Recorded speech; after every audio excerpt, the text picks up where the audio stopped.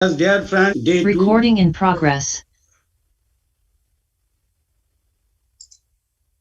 My understandings are before going to mediation, each needs to know conflict. Conflict means in Bengali, vivad or sangharsha ittadi ittadi.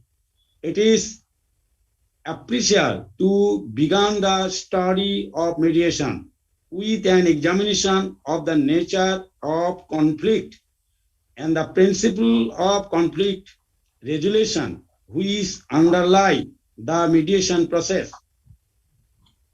We will first attempt to understand conflict, then examine the need to manage conflict through negotiation, and finally study mediation as assisted negotiation to reach conflict effectively.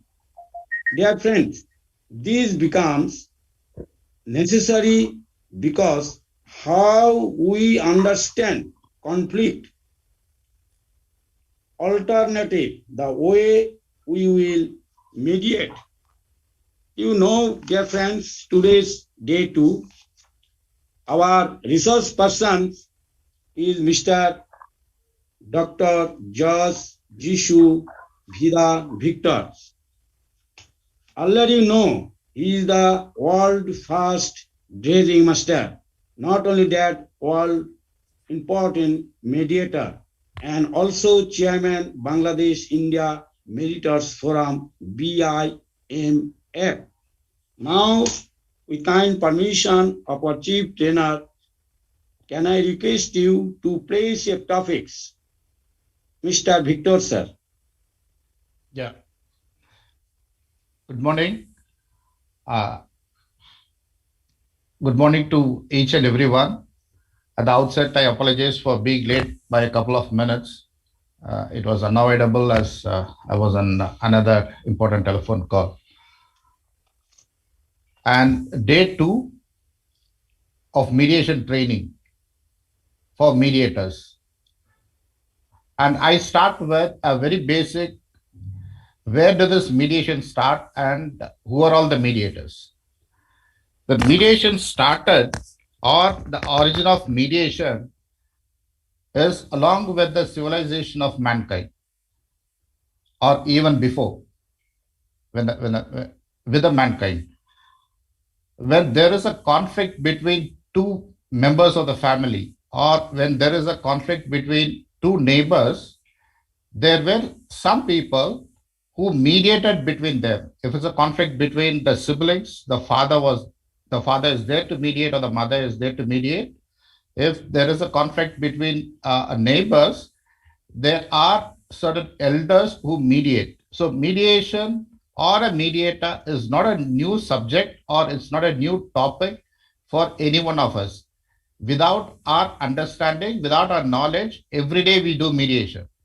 Whether we are walking on the street and without any intention, we rub the shoulders of the person walking against us, and if he is amicable, then we say sorry. If he is not amicable, then obviously somebody else on the road comes and mediates for both of us. So mediation or a mediator is a part and parcel of our life, which started long time ago. And slowly it graduated with the village panchayats.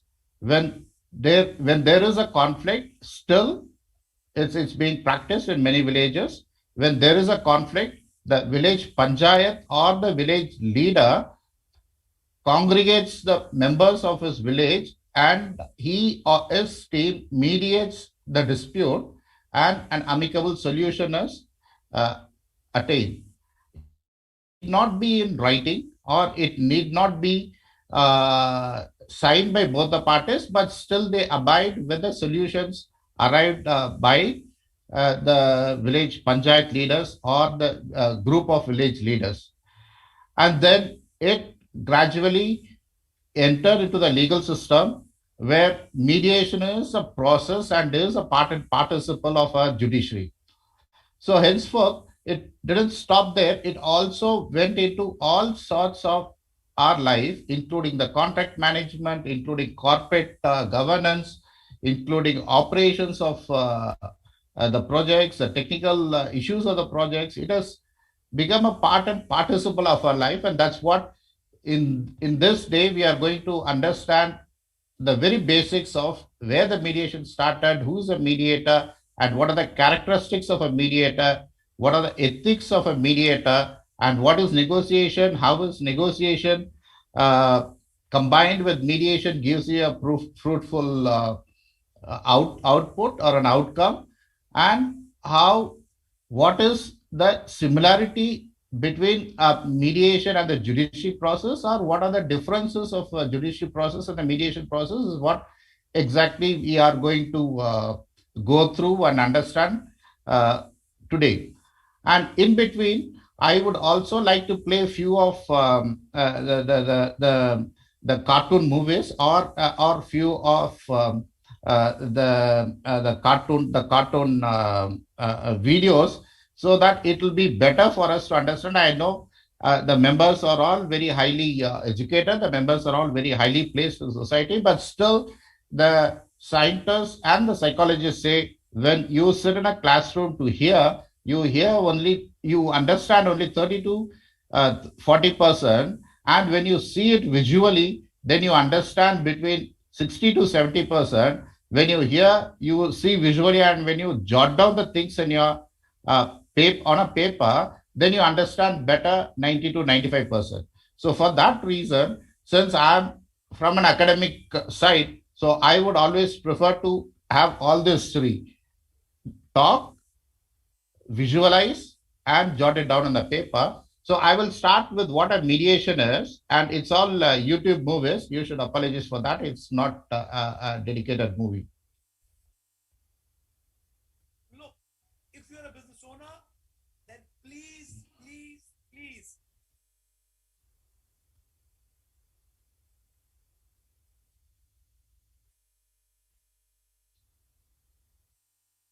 Alternative dispute resolution refers to an array of methods for resolving legal disputes without resorting to the court system. ADR plays a pivotal role in the American legal process, but is often overshadowed by Hollywood's glamorous portrayal of jury trials. One might imagine that all legal disputes are battled out in large courtrooms filled with jurors and spectators. In reality, about 5% of civil cases ever make it to trial. In some states, that number has reached as low as 0.2%. The same is true of criminal cases, with only 10% reaching trial. The other 90 to 99.8% of legal disputes are resolved through some form of ADR. ADR methods have gained substantial traction over the last 30 years. They are increasingly popular with clients, attorneys, and judges alike. There are four primary reasons for this rise in popularity. First, ADR increases court efficiency. The general public has never been more litigious. Court dockets are bursting at their seams, and there are only so many judges available to handle the ever-increasing caseload. As a result, many judges now issue court orders requiring the parties to engage in some form of alternative dispute resolution before allowing a case to proceed to trial. Second, ADR is less costly than trial. Trial is by far the most expensive stage of litigation. It often involves the additional expense of expert witnesses who can charge over $1,000 per hour for their services. In addition, most plaintiffs' attorneys charge a contingency fee that significantly increases if the case reaches the trial stage. Attorneys often spend well over half their billable hours in trial or in trial preparation. At the end of the day, clients are generally happy to avoid these trial-related expenses. Third, ADR is less risky than trial. At trial, a judge or jury decides the case, which may lead to unintended outcomes. Jury trials in particular are known to be a bit of a coin toss, sometimes literally. In Kentucky, a man was convicted of murder when the jury flipped a coin after reaching a stalemate in deliberations. Of course, when the judge discovered the true nature of the conviction, he ordered a new trial. Still, the point is well taken. Trial offers no guarantee of a fair or favorable decision. Most forms of ADR reduce the amount of risk the parties undertake by leaving the outcome entirely in their hands. Finally, ADR proceedings are private. Court records and proceedings, on the other hand, are open to the public. And by virtue of their adversarial nature, litigation tends to flush out cherished secrets, or embarrassing facts and allegations. Unfortunately for the parties, the media can salivate over such newsworthy information, which usually ends up making headlines. Parties engage in ADR in order to keep their reputations or trade secrets intact while they work towards a resolution. ADR methods typically take one of three forms: direct negotiation, mediation, or arbitration. These methods differ in the degree to which they involve third parties. Deciding which form is most appropriate depends largely on how well the parties get along. Direct negotiation is generally defined as two or more disputing parties meeting together in good faith to identify and discuss the issues at hand, present facts and supporting data, arrive at mutual solutions, and abide by the outcome. As this definition suggests, negotiation covers a broad spectrum of avenues parties might take to reach a resolution. The setting can be formal or as informal as the parties want. Direct negotiation is distinguishable from the other two forms of ADR in that it doesn't involve a third party. Rather, here, the disputing parties work together directly to reach an understanding. As negotiation requires the parties to work together, it's best suited for disputes between parties who tend to get along, or are at least willing to cooperate. Negotiation occurs in criminal cases in the form of plea bargaining, in which the defendants agree to plead guilty in return for the dismissal of additional charges, or for the prosecutor's recommendation for a reduced sentence. In contrast, both mediation and arbitration involve a neutral third party, who is someone who has no stake in the outcome, and occur primarily in civil cases.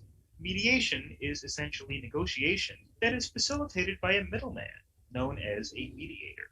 Mediators are usually legal professionals, either attorneys or judges, who understand how the mediator provides a fresh pair of eyes that helps the parties understand the strengths and weaknesses of their positions. The mediator is simply a facilitator, a conduit for negotiations. She does not decide facts or make any legal rulings. As a result, the parties are not legally bound by the outcome. Still, successful mediation usually concludes with the parties signing a settlement agreement, binding them to their agreed upon terms. Mediation is particularly helpful when the case involves complicated issues, when the parties cannot agree on certain facts, or when the parties' own negotiations have broken down. The courts favor mediation and often require parties to engage in mediation before trial. Arbitration is the most structured of the ADR methods. In arbitration, the neutral third party, the arbitrator, conducts formal hearings, makes findings of fact, and renders a final decision in the matter. Unlike in mediation, her decision is legally binding unless the parties have entered into a prior agreement stating otherwise. The arbitrator is often a retired judge or a panel of retired judges, given their experience handling legal disputes. Procedurally, arbitration is much like trial. The only meaningful distinctions are that it's conducted in a private forum and the parties cannot appeal the arbitrator's decision. It is final. Arbitration is most appropriate when one or more of the parties is hostile or uncooperative. It is common in contract law because most commercial contracts require arbitration in the event a dispute ever arises, which it often does. There are other recognized forms of ADR as well, such as early neutral evaluation and mini trials. These are basically alternative forms of mediation. Early on in litigation, parties have different views on how the law should apply to their facts. They will inevitably disagree on how a court or jury might rule on certain issues. At this stage of litigation, clients have usually heard only their attorney's arguments and optimistic assurances of success. In these instances, the parties may invite a neutral third party, essentially a mediator, to provide some clarity. In an early neutral evaluation, the mediator provides guidance on which theories of law and legal precedents apply to the case. Many trials take early neutral evaluations a step farther. The parties gather together and present their respective arguments openly in front of the mediator, who then advises the parties of their chances of success at trial. Whatever the form of ADR, the ultimate goal is the same: a lasting resolution to the dispute. Although ADR methods continue to grow in popularity, they are not necessarily the best solution for every dispute. Mediators and arbitrators generally charge a fee for their services, and if the parties know in advance that there's no chance of settling the case, ADR only wastes time and resources. In negotiation, one party might have an unfair advantage, and can strong-arm the other into an unbalanced settlement. ADR may be a faster alternative to trial, but some violent or dangerous circumstances may require even more immediate court action, such as a restraining order. In these instances, the courts are the more appropriate venue. Some parties even avoid ADR because they want to set legal precedent for future disputes. ADR provides a one-time solution that is only binding.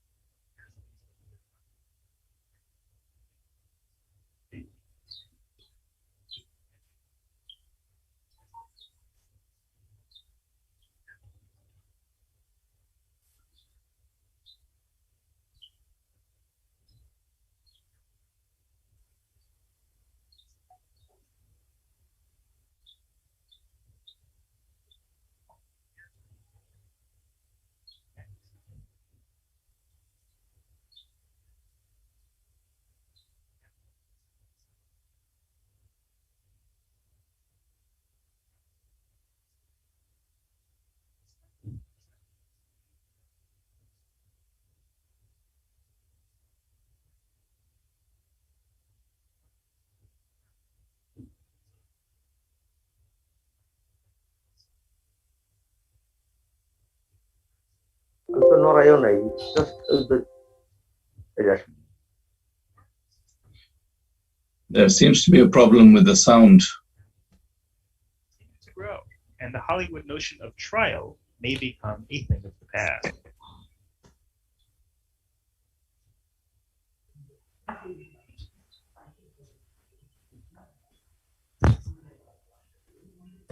Monica.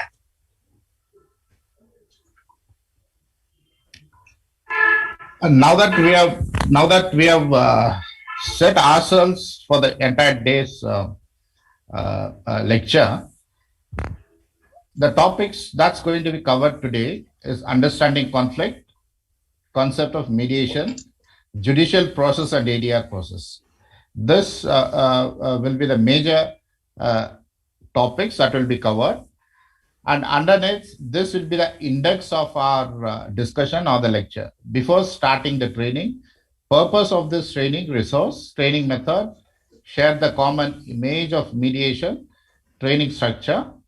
Basic training is ice-breaking, recognition of sense of purpose, theories of mediation, approach to mediation, types of mediation, their structure, mediation and trial, court mediation and private community mediation, techniques to communicate with parties, consultation requires skills, negotiation, attitude training of mediators, trust, safety, and security.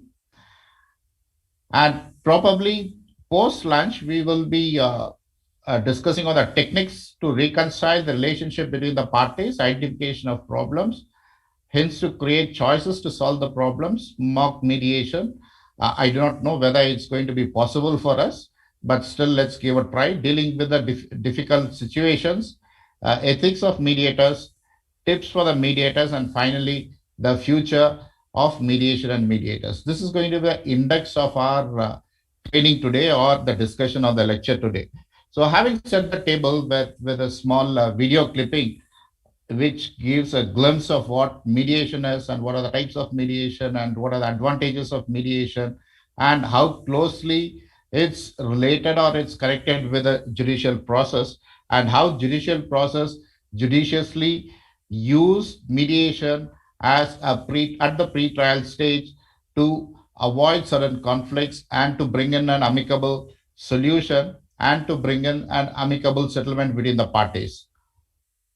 The first chapter, before starting the training, I wanted to inform you, as I earlier stated, mediation and mediators. The concept is not very new. It started along with the mankind when we started our journey, and we do mediation and we turn to be mediators on a daily life, and mediation or we turning to be a mediator is a part and parcel of life in every stage, either at home or either when you travel or either when you are at the court premises, or when you discuss with your clients, or we discuss with your colleagues, or we discuss with your friends, we always turn to be mediators, or we mediate between two of us. So that's the crux of the entire thing. What I would request every one of us to keep in back of their mind, that we are mediators, and the mediation is not a new concept. It's with us, and it is born with us, and we do mediation, and we are mediators. The purpose of this training is to understand a bit more, and to facilitate ourselves with the different types of mediation, with the opportunities, the advantages, the disadvantages. And also the purpose of this training is to appreciate and understand how things can go well and how things may not go well. And a mediator can either make or break. A mediator, excuse me, someone wants to say something? Can I go ahead? Yes, sir. Proceed on. Thank you. The purpose of this training Recording stopped. The purpose of this training is what a mediation shouldn't do and what a mediator should do. We are good mediators, no doubt in it, but certain times we tend to follow certain things which we know as a legal Recording in progress. profession. As a legal profession, we always tend to have certain qualities within ourselves, being a legal profession, and we try to impose that on a mediation process. As a mediator, you have to be neutral, you have to be impartial. You cannot impose your voice, or you cannot impose your position, or you cannot impose your ideas, or you cannot impose your judgment, or you cannot even take sides. But you have to be very impartial, you have to be neutral, and you have to be a guiding spirit. You have to only guide the parties to facilitate them to have a discussion, a fruitful discussion, without getting into a conflict. And this discussion should arrive at an amicable solution, which is called a settlement. So that's the purpose of this training. And for whom was this material made? I made this material for the professionals who wanted to be mediators, who wanted to take mediation as a profession. So with this, let's move forward. And how was this material developed? We have collated a little bit of information from psychology, from anthropology, from legal, and from different literatures, and that's how this material was developed. And I do have about 300 slides, and I hope I will be able to complete this 300 slides today. And now let's set the goals for our training. What's the target and what's the goal? For mediators, we have to have a clear understanding of what exactly we are heading to and what exactly we are going to discuss. We cannot have an approximation, or we cannot approximate things. So as most of the participants today are the learned judges of different courts, it will be more appropriate for us to concentrate on the mediation in your organizations, that is the court. And since I do find only few of the advocates as participants, so even for them, the mediation in their organizations, that's the courts do apply. So that's for the mediators. And for those who are here to become the trainers, you can fully utilize this material for your future training if you want to do so. And I just wanted to make a disclaimer before I go. You don't have to fully understand the session. Please see, feel, listen and feel them. Bring back everything in the session, what will help you later. Don't be passive. I would like to have a two-way conversation, a dialogue rather than a monologue, so that we can actively move forward. And your feelings matter. in case if you want to take a break or if you want to stop and to have a discussion, I'm willing to do that, and you are free to do that as well. And this is not a classroom, so it's a sort of a training platform where the professionals have come together and we can exchange our views. And if you enjoy certain things, please feel to laugh and feel excited in the session so that everyone will be happy. And this is what I started with, the training pyramid. When we lecture, we have 5%. And when we read, the 5% becomes 10% because you are reading something, preparing for your lecture. And when you hear something along with your reading and your lecture, your grasping power becomes 20%. And when you demonstrate it, it becomes 30. And demonstration groups becomes 50, thereon and so forth.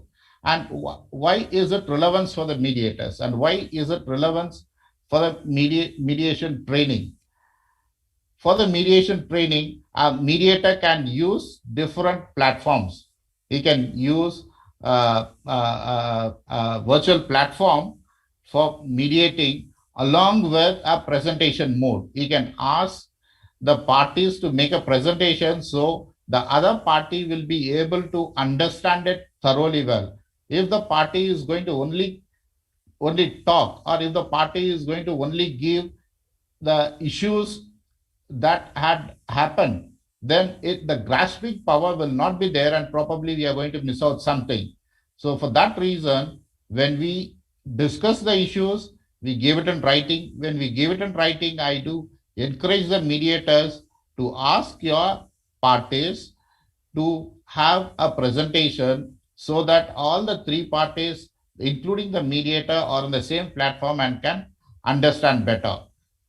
And then comes the discussion. And this is a more vital information, or the more vital part of a mediator. You should allow as much as discussion as possible among your clients or your parties. The both parties have to discuss their issues and come to a amicable solution. So this learning triangle is more important, and the social skills training I'll just skip off. And the attitude change. Attitude change means to abandon the attitude formed and fixed based on external influences and form a new attitude. Generally, the attitude change is said to happen in the conditions such as the fourth one is the degree of familiarity on the issues. When you are mediating between two parties, you need to understand the issues, you need to understand the problem, and then discuss with your parties. Unless you understand, unless you have a fair degree of familiarity of the issues, or you have the fair understanding of the concepts and the disputes, it will be very difficult for you to sit as a mediator. So that attitude has to change. It's not that I can handle everything and we are capable of handling everything, but as a mediator, you should have a precaution. You should take one step, you should move one step forward and have the degree of familiarity of the issues that you are going to discuss with your parties on that particular day. And the experience counts. Influence is vivid and can be experienced directly. So you, as a mediator, you cannot influence your parties. You can only influence your parties to have a healthy discussion. You can influence your parties to discuss on the issues. You can influence your parties to discuss on the conflicts, what they have. But you cannot influence the parties, or you cannot side with the parties. And there is an existing framework, and this existing framework has to be adopted and it has to be followed.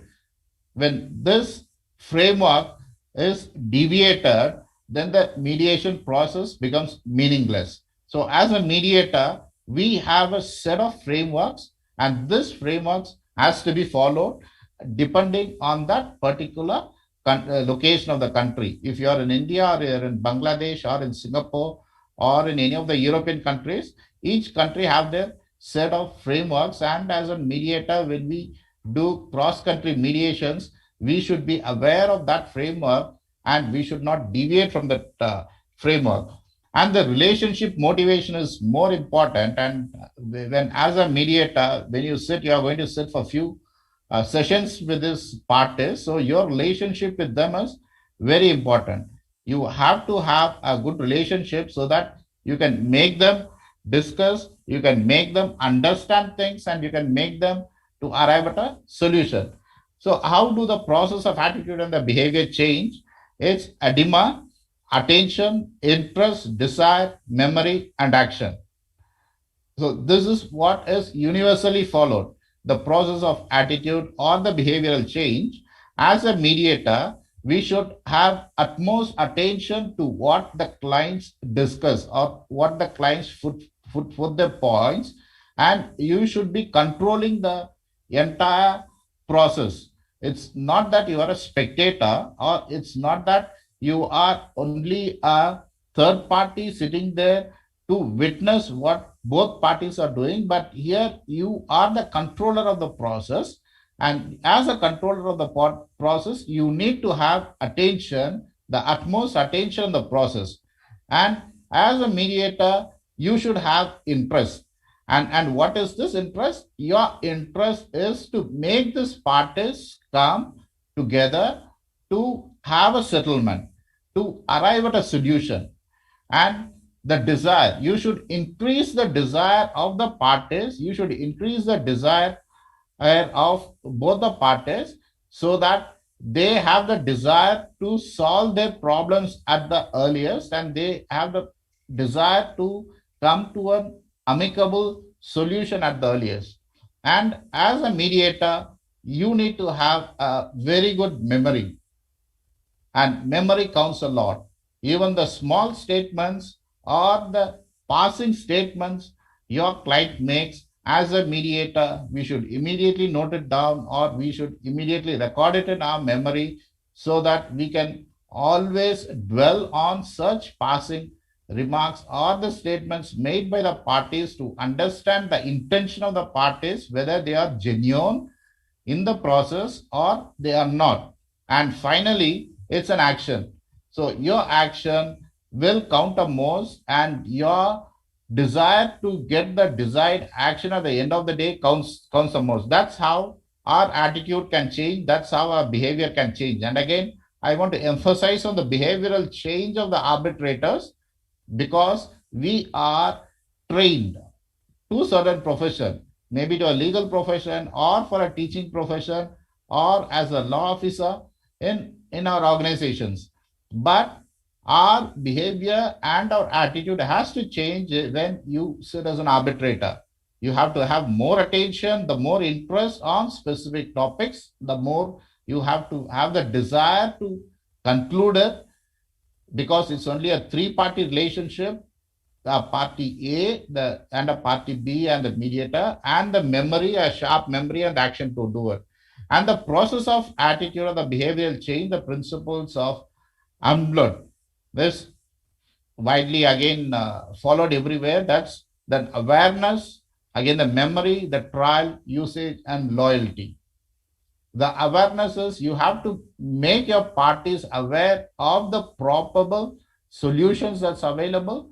You have to make your parties aware of the probable legal issues that are available. Whenever a mediation takes place, the mediation has to be within the framework. It cannot be above or below the framework. You cannot deviate any of their the legal compliances. For an example, in case if there is a contractual dispute between a party A and the party B, and if there is a forced measure invoked by party A and party B says no, there is no forced measure, and you should make them aware what a forced measure is, if this forced measure qualifies for extension of time and cost, or if this forced measure do not qualify. For I can give you an example of COVID-19. COVID-19 was considered to be a forced measure when it initially started, but later on many governments across the globe had issued that even the multimodal transportation, the multimodal transportation of goods do qualify COVID. So it's not only COVID as the first measure, your multimodal transportation, which facilitates your multimodal transportation, is also part of the COVID. So this awareness as a mediator, we should inform both the parties so they're well informed of what they are discussing and what level of discussion they make or what level of solutions they make. And you should also encourage your parties to be alert, to have things in their memory, because when they are discussing, it's almost like a trial that they discuss pros and cons. So when they discuss pros and cons, they should have it in the memory, and they should not say that I go back and I come again tomorrow to continue with the process. That will be the wastage of time, and that will defeat the very essence of mediation. And the usage of the resources has to be very is very important. What sort of resources are you going to use? Are you going to use the resources of an internet or a system or a presentation mode? Or are you going to use the resources of having some legal textbooks in front of them? Are we going to have the files in front of them so that they can refer, they can discuss on the issues? So the usage of the material available, the usage of the things that are available are more important. And then the loyalty. It's not that they both arrive to amicable solution, they sign on the dotted lines and again go back on that. And we might have seen many instances where the mediation failed because they sign and they go back to the legal counsel, and the counsel says contrary to that, and then the mediation fails. So therefore, the loyalty to what the decision they take has to be very important. That's where the behavioral changes. And as a mediator, what should I do when I have a mediation process to start with? What should I do? The primary important thing as for the ISO is PDCA. And we plan, we do, we check, and we act. So before you sit as an arbitrator for any of the arbitration matters, I would suggest, please plan for the process. Please plan for your time. Please plan for your resources. You have to plan everything in detail beforehand. And you have to plan the venue. You have to, so that the venue is an environmental friend. You create an environmental friendly venue for the people to discuss without any obstruction or any distractions. And then then check what you have done is correct. And then finally, you act by giving them amicable solution which they arrive. And mediation training itself is a mediation. Because I said we are mediators and we have the mediation in our blood since we are born. So this training itself is a mediation, and that's what I strongly I strongly believe. Sometimes while writing my newsletters, I tend to type so fast that there are spelling errors or some of my sentences.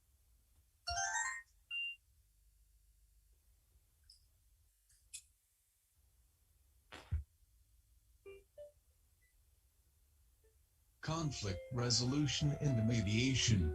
Conflict, or more specifically, interpersonal conflict, is a fact of life, and particularly of organizational life.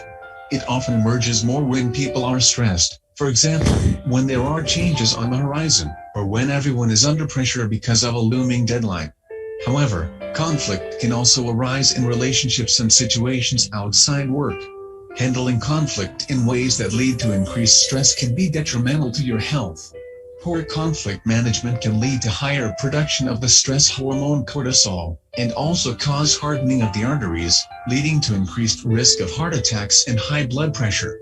Learning to deal with conflict in a positive and constructive way, without excessive stress, is therefore an important way to improve your well-being as well as your relationships. What is conflict? Interpersonal conflict has been defined as unexpressed struggle between at least two interdependent parties who perceive incompatible goals, scarce resources, and interference from the other party in achieving their goals. And picking this a little, it means that for a disagreement to become a conflict, there needs to be some element of communication, a shared understanding that there is a disagreement. The well-being of the people involved needs to depend on each other in some way. This doesn't mean that they have to have equal power. A manager and subordinate can be equally as interdependent as a married couple. The people involved perceive that their goals are incompatible, meaning that they cannot both be met. They are competing for resources, and each perceives the other as interfering with the achievement of their goals. Conflict is not always a bad thing. Conflict can be destructive, leading people to develop negative feelings for each other and spend energy on conflict that could be better spent elsewhere. It can also deepen differences and lead groups to polarize into either or positions. However, well-managed conflict can also be constructive, helping to clear the air, releasing emotion and stress, and resolving tension, especially if those involved use it as an opportunity to increase understanding and find a way forward together out of the conflict situation. Our pages on conflict resolution, criticism, and mediation provide advice and support for dealing with conflict and other potentially difficult situations. 1. Conflict and conflict resolution. There are times when it is important to be able to communicate under difficult circumstances. While many of us would prefer to avoid difficult conversations, sometimes this is not possible. For example, a manager may have to tell someone that they are being made redundant, or a child confess to the parents that they are struggling at school. Our page on communication in difficult circumstances provides advice about how to manage these difficult conversations without creating conflict. Before you can start to resolve any conflict, you need to be able to understand its source, and therefore the type of conflict. Our page Introduction to Conflict Resolution explains that there are 3 types of conflict: personal, often about values and relationships; instrumental conflicts, about how to achieve goals; and conflicts of interest. It also introduces some ideas about strategies for resolving conflicts. 2. Complaints and criticism. Complaints and criticism may not sound like they fit naturally with conflict resolution. But in real life, both complaints and criticism can be a source of considerable conflict, and knowing how to complain and criticize effectively, in a way that does not cause conflict, is a very useful interpersonal skill. 3. Mediation skills. Sometimes informal conflict resolution is not enough. It is important to know when to step away from a conflict situation and ask someone more skilled to mediate. While most of us will not be called upon to mediate in an international conflict, or even an industrial relations problem, developing some mediation skills can be helpful when conflict has escalated beyond the normal level.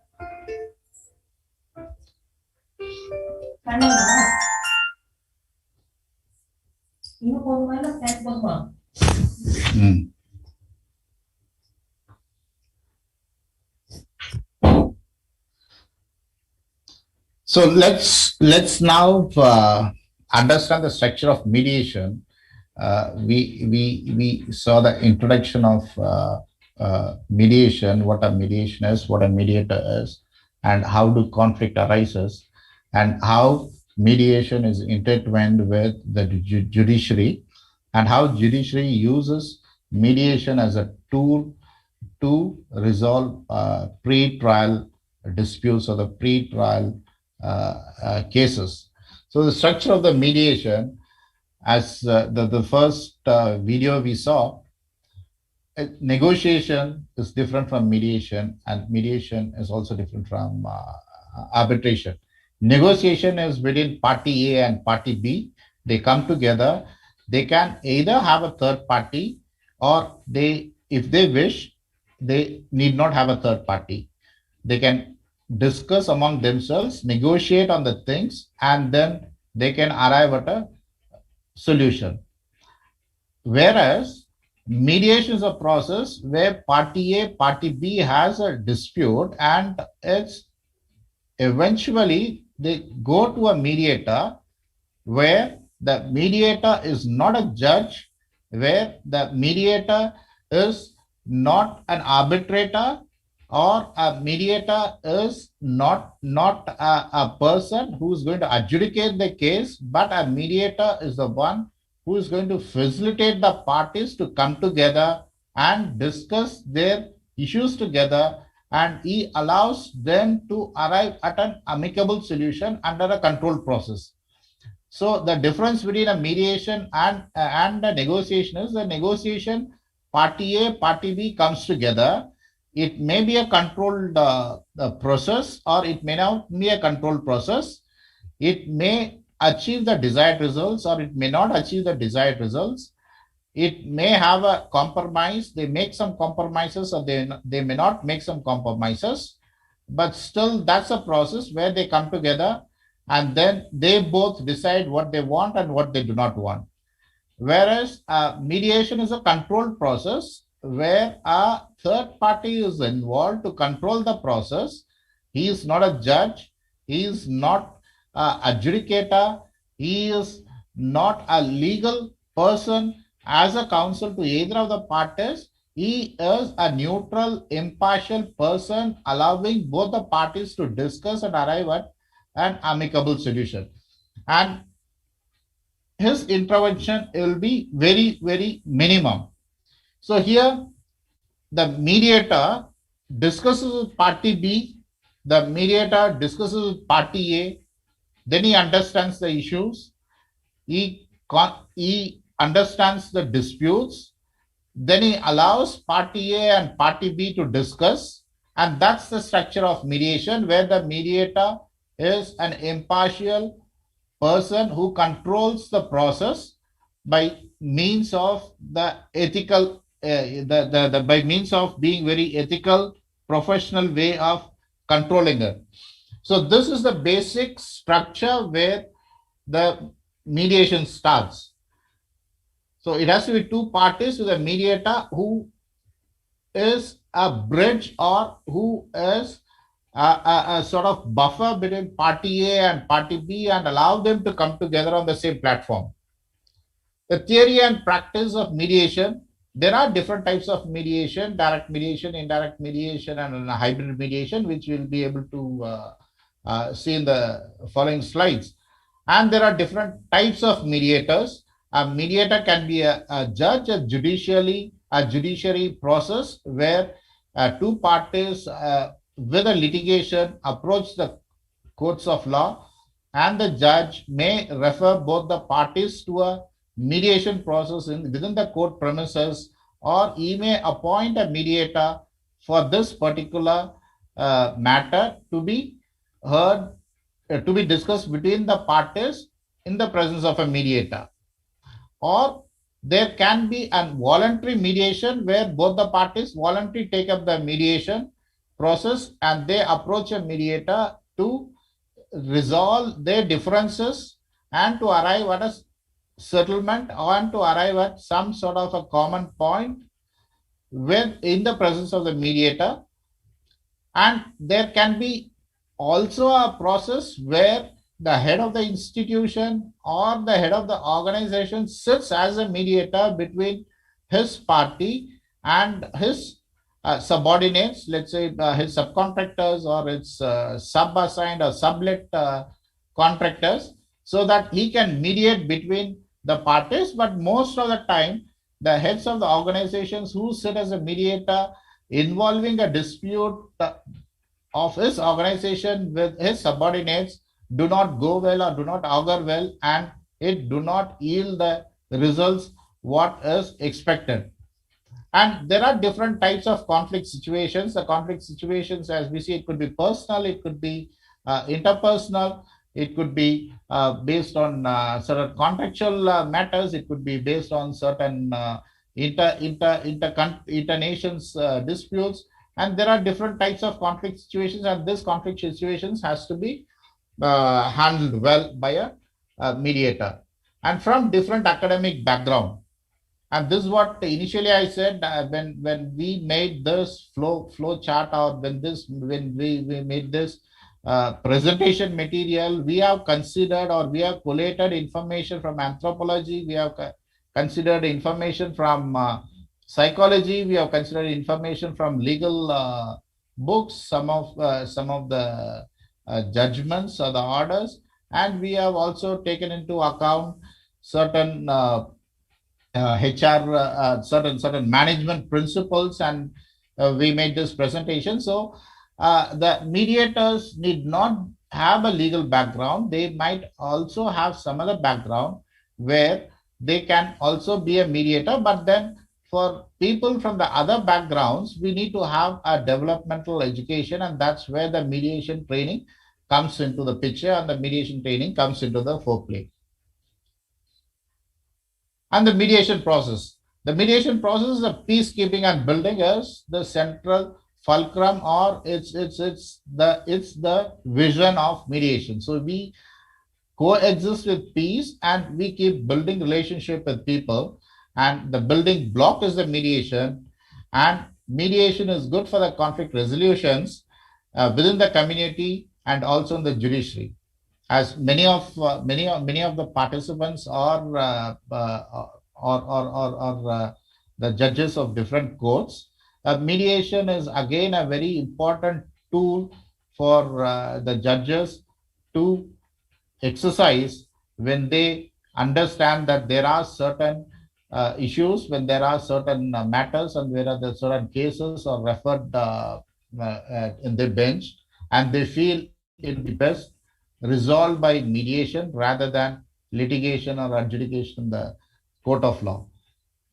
And whatever process we take, either we take a negotiation process or a mediation process or an arbitration process or an adjudication process in the court of law, the central motto is to coexist with peace.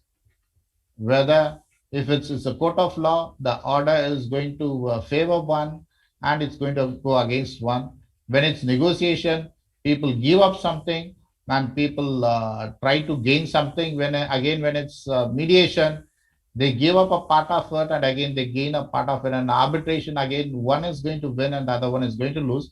But in all this, the underlying point is it's a coexistence with peace, and we have to build the relationship through mediation. As mediators, we have to build relationship between the parties so that that's not an end of the road for them. They arrive at a solution and then they have to move on with their life and do other works. And there was a direction in 2008 of the European Parliament and of the Council of 21st May 2008 on certain aspects of mediation in civil and commercial matters. Globally standardized definition of mediation is shown with the relationship to the intervention of the judges for the first time. That's where he said now judiciary mediation is a process of judicial process where many honorable judges, including the Chief Justice of Bangladesh, the Chief Justice of India, and our chairman of today's training, they are very vocal in practicing mediation. And in India, last week, the Mediation Act draft has been circulated widely for comments and suggestions before it's promulgated in the parliament. So now mediation is taking a bigger platform. It's taking a bigger role to play among the courts. It's taking a bigger role to play among adjudication matters. It's taking a bigger role to play among all sort of disputes and conflicts. So let's understand what is the definition of mediation. Mediation means a structured process. That's what we had been discussing in the previous so many slides. It's a structured process. It's a controlled process. However, named or referred to whereby two or more parties of dispute attempt to themselves on a voluntary basis. So mediation is absolutely a voluntary basis, and you cannot force anyone to have to undergo the mediation process. It's absolutely 100% voluntary. And even in many of the agreements and many of the contracts, it's only said mediation as an option. But now they say before you adjudicate, before you approach the court of laws, you have to undergo the process of mediation, and also you have to exhaust your option of an arbitration matters before you approach the court in certain disputes or in certain matters of agreement. So therefore, mediation is a voluntary basis And if it is forced on a person, if it is forced on a party, then the mediation is going to eventually fail. Either it's through the judicial process or it's otherwise. It cannot be forced on any parties. If it is forced on the parties, then the parties may not come out very openly to discuss their issues, and they will always have a negative insight to not move forward and to make sure that the mediation fails, and they they approach the court of laws for adjudicating the matters. So therefore, it's a voluntary basis to reach an agreement on the settlement of the disputes with an assistance of the mediator. So can I request people to mute their microphones, please? So mediation is a voluntary process. It's a voluntary basis to reach an agreement of the settlement of the disputes with an assistance of a mediator. This process may be initiated by the parties or suggested or ordered by the court or prescribed by the law of the member of the state. So this is a brief definition of what a mediation is. So mediation is a structured process, number one. Mediation is a voluntary basis, number two. Mediation is assisted by a mediator, number three. And it could be initiated by the party or ordered by the court or ordered by the state. So these four ingredients are very essential for the process of mediation. Unless it's a structured process or unless it's on a voluntary basis, unless you have a third party as a third party to mediate, and unless it's initiated by someone, either of the parties, the mediation process will not be complete. And these are the main ingredients and the essence of mediation. It also includes mediation conducted by the judge who is not responsible for any judicial proceedings concerning the dispute in question. It excludes attempts made by the court or the judge seized to settle the dispute in the course of judicial proceedings concerning the dispute in the question. So this is more important for us today because most of the participants are judges in various courts. So mediation, when we said we have got four essential ingredients, and again, it keeps an exception to the definition of a mediation. It states it includes mediation. It does not exclude, it includes mediation conducted by the judge. But the caveat is who is not responsible for any judicial proceedings of the concerned dispute in question. So that's the reason most of the judges, they refer to the mediation either to the mediation council or to the mediation forum within the court premises, or they appoint a mediator to hear the matter between the parties, and the judge himself do not sit as a mediator for the cases, for the matters that's before him for adjudication. It also excludes attempts made by the court or the judge seized to settle the dispute in the course of judicial proceedings concerning the dispute in the question.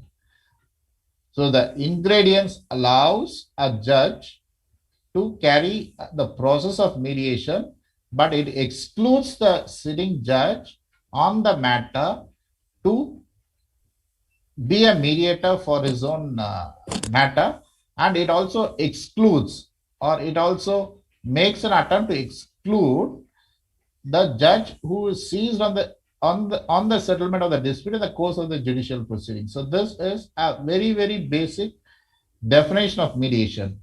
And mediation means any third person who is asked to conduct a mediation.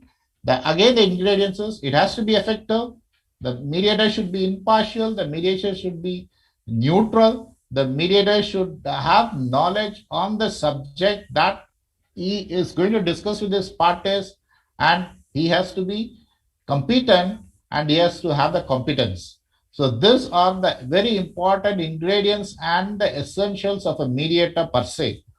So mediator is a third party who is not related to either of the parties in the dispute, and he should conduct the process, which is a structured process, which is referred by the parties on a voluntary basis, in a very effective and an efficient manner, and his personal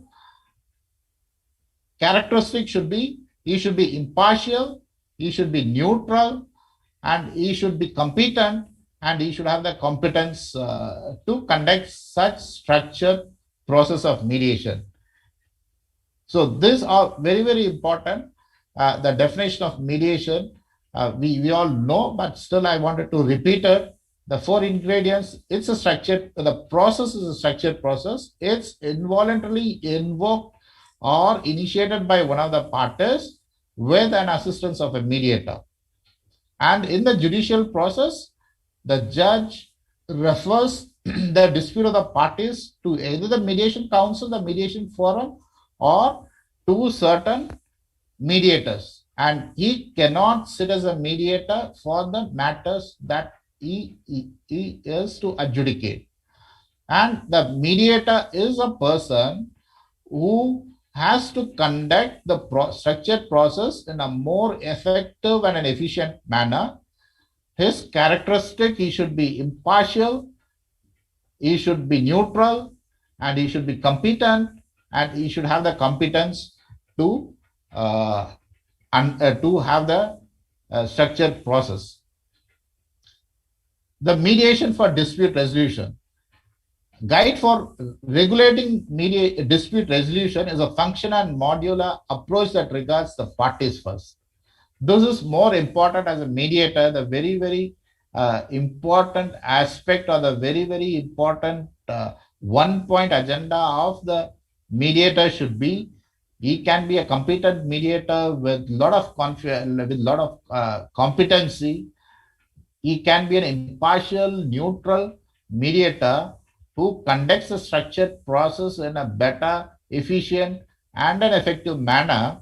But then, if he fails that approach to put the parties first, then the dispute resolution system or the mediation system is bound to fail.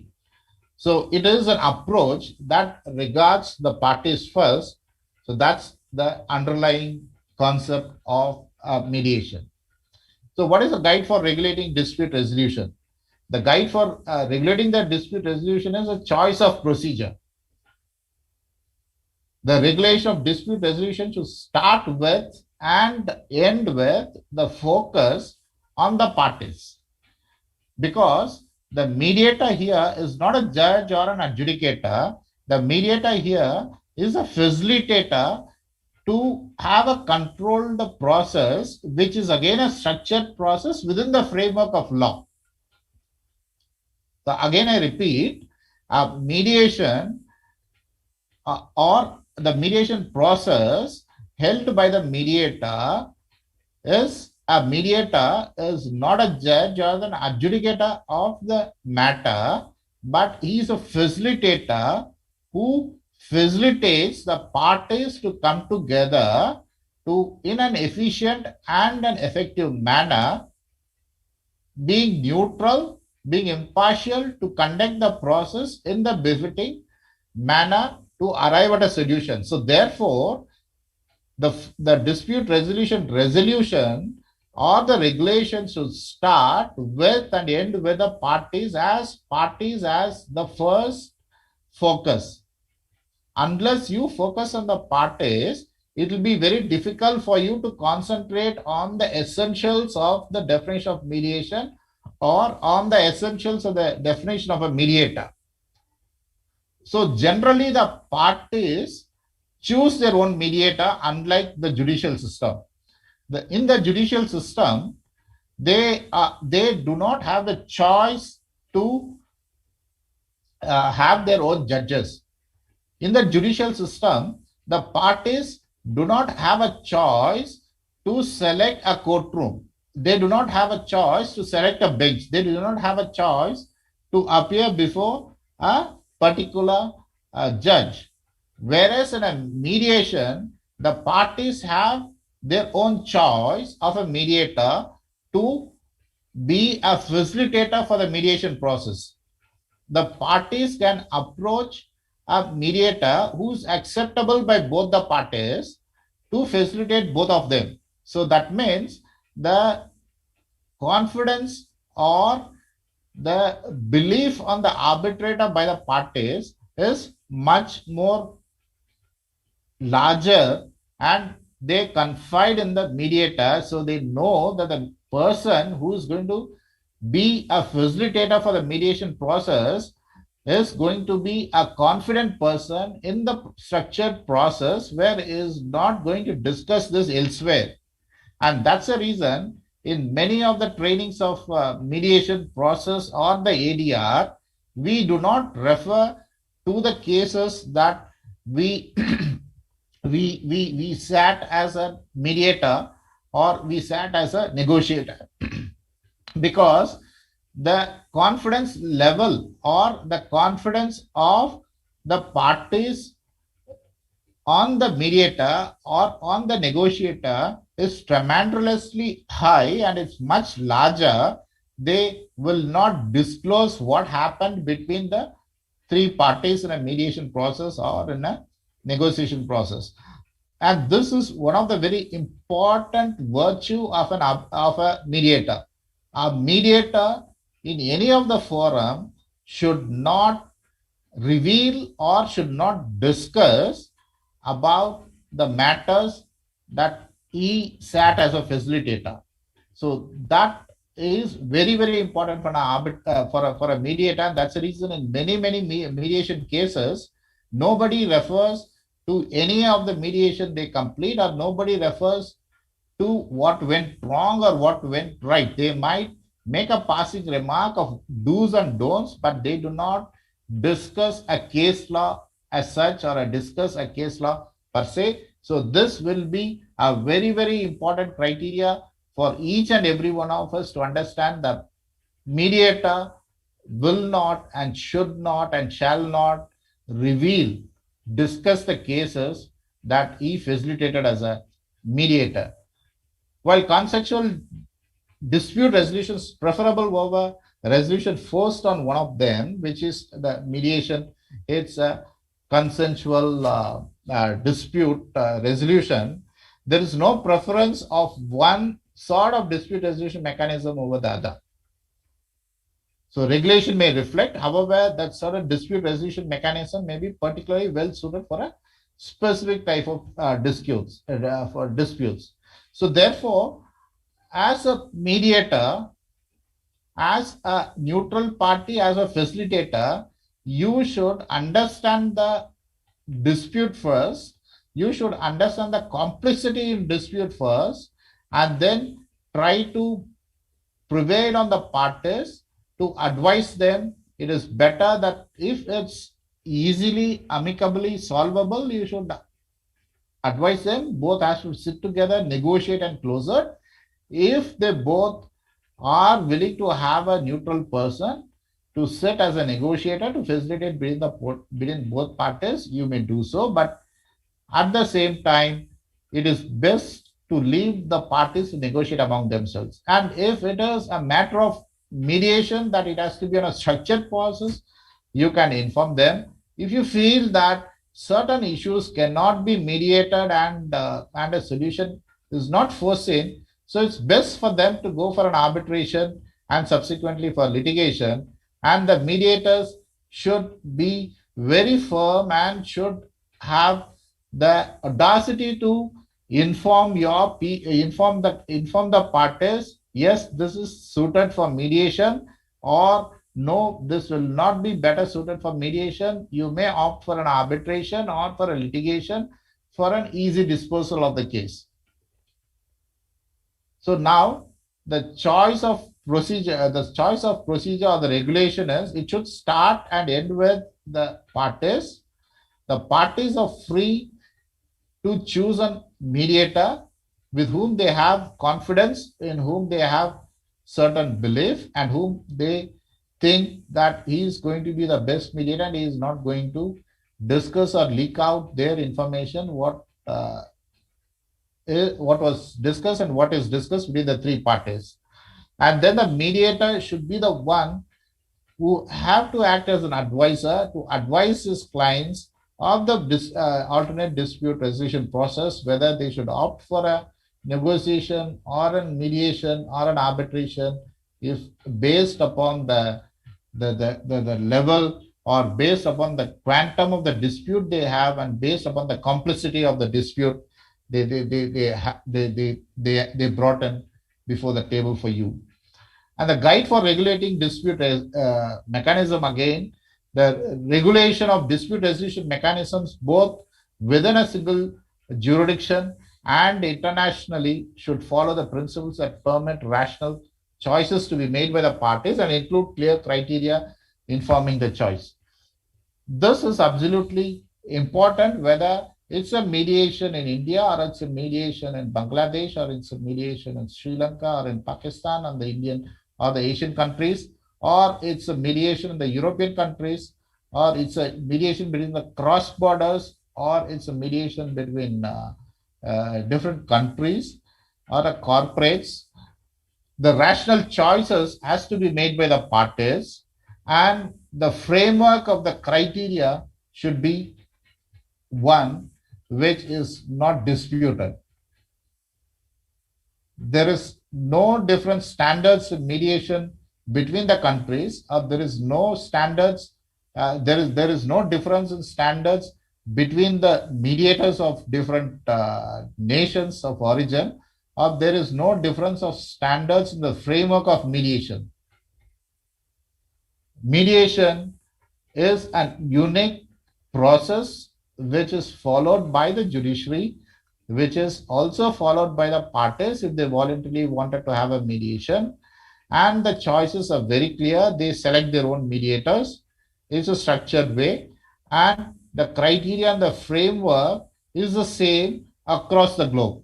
It's not different for different countries.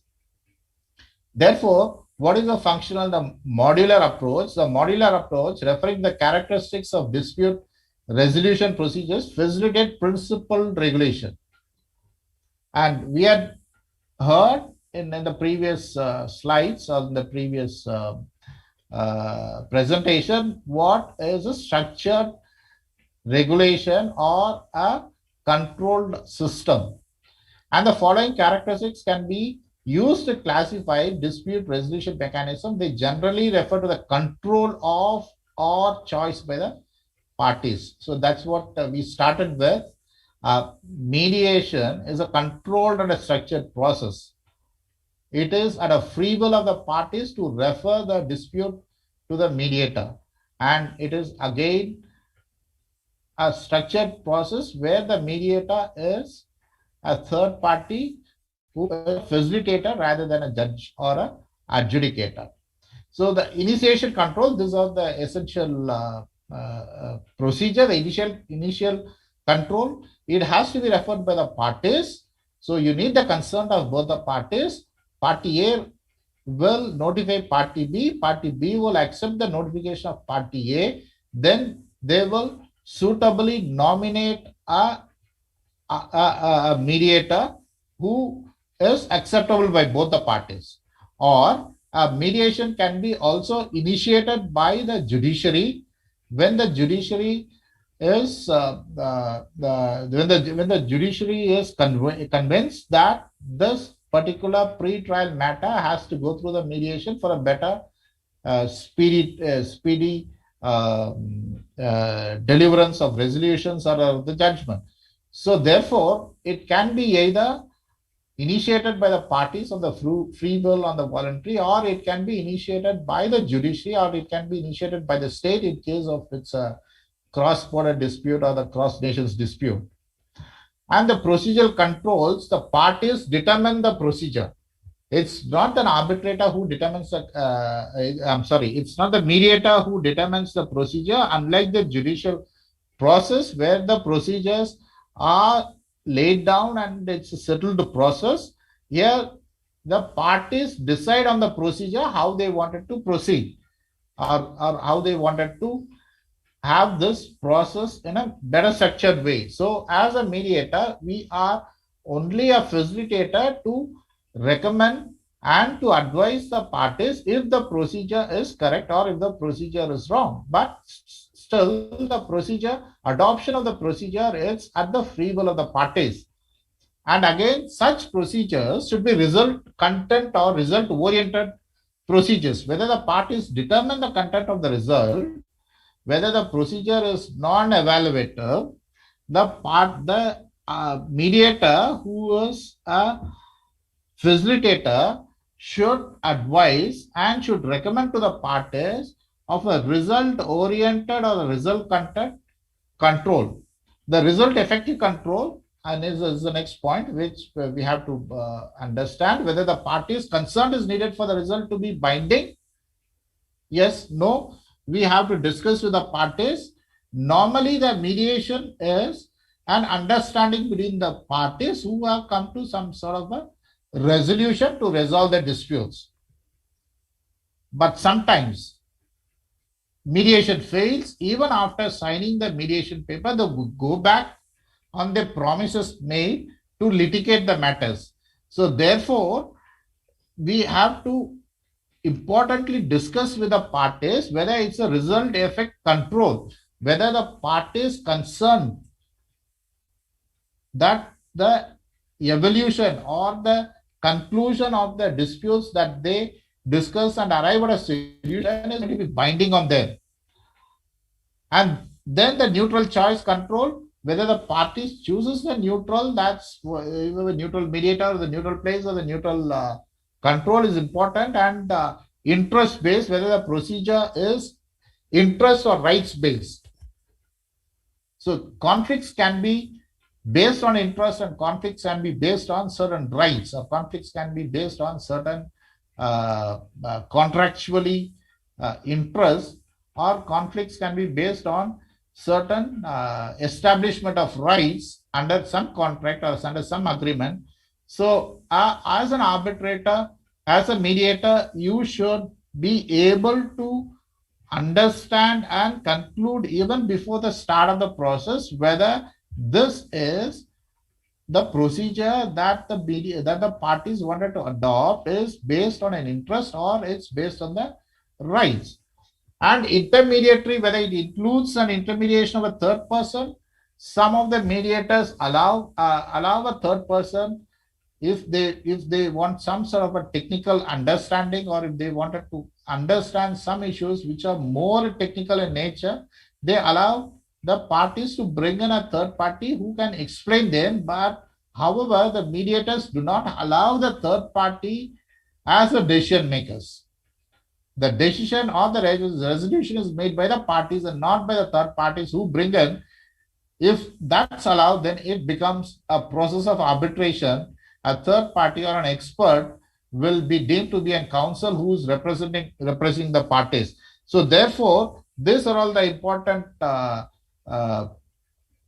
flow chart. What a mediator should always have it in mind, whether it's a procedure control, result content or result oriented control, whether it's result effect control, neutral choice control, information, interest based, and intermediary, whether you are willing to allow or whether the parties are willing to bring in someone who can explain the issues of the technical matters in a better manner. And the policy choice. Regulation of dispute resolution should be based on the following foundations. It's a normative individualisms as expressed in human and constitutional rights, the party's choice, the just dispute resolution for the parties, and efficiency. Individuals have the right to effectively and fair dispute resolution. So these are important for a person, an arbitrator, or a mediator. I'm sorry, it's a mediator, to have the policy choice and to advise or recommend suitably to the parties. Should we take a break for 5-10 minutes, or can I continue? If possible, you may continue, sir, or otherwise you may take rest some minutes. No, I leave it to the audience if they want to take a break for 5 minutes to stretch themselves. I think when the speaker wants asks if you should take break. We think he needs a break for a cup of tea. Thank you very much, sir. Thank you very much. Many thanks, sir. Yeah, thank you. Just It's a 5 hint. minutes. It is a hint. Yes, sir. I need a cup of tea. So thank you for your understanding. When you come back, sir? After 10 minutes? No, in 5 minutes. In 5 minutes. 5 minutes. Many Yeah. thanks, sir. Thank you.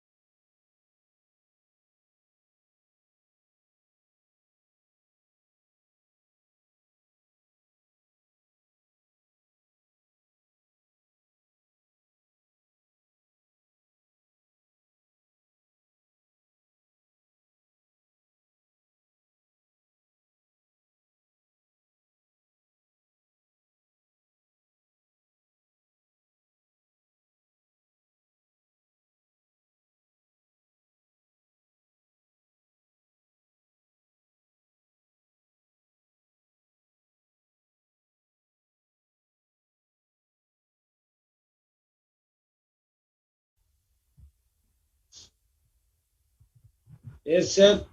Mr. Victor, sir.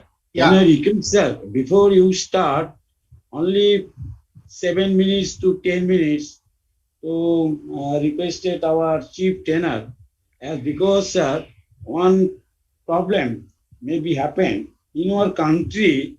Mediation, there is no any mediation act, but some circular issued by our legislation and in favor to legislative, and also some circular issued by our Supreme Court mandatory process.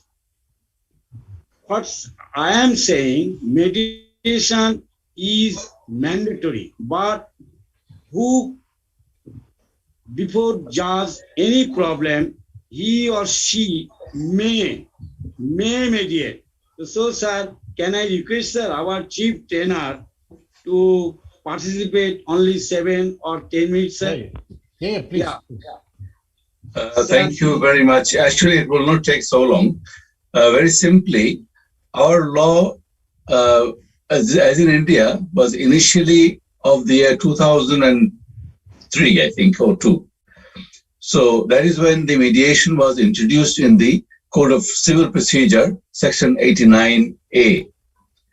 But subsequently, in 2012, mediation was made mandatory. So at the first stage of filing of written statement, the court must send the case for mediation. And the judge himself can mediate.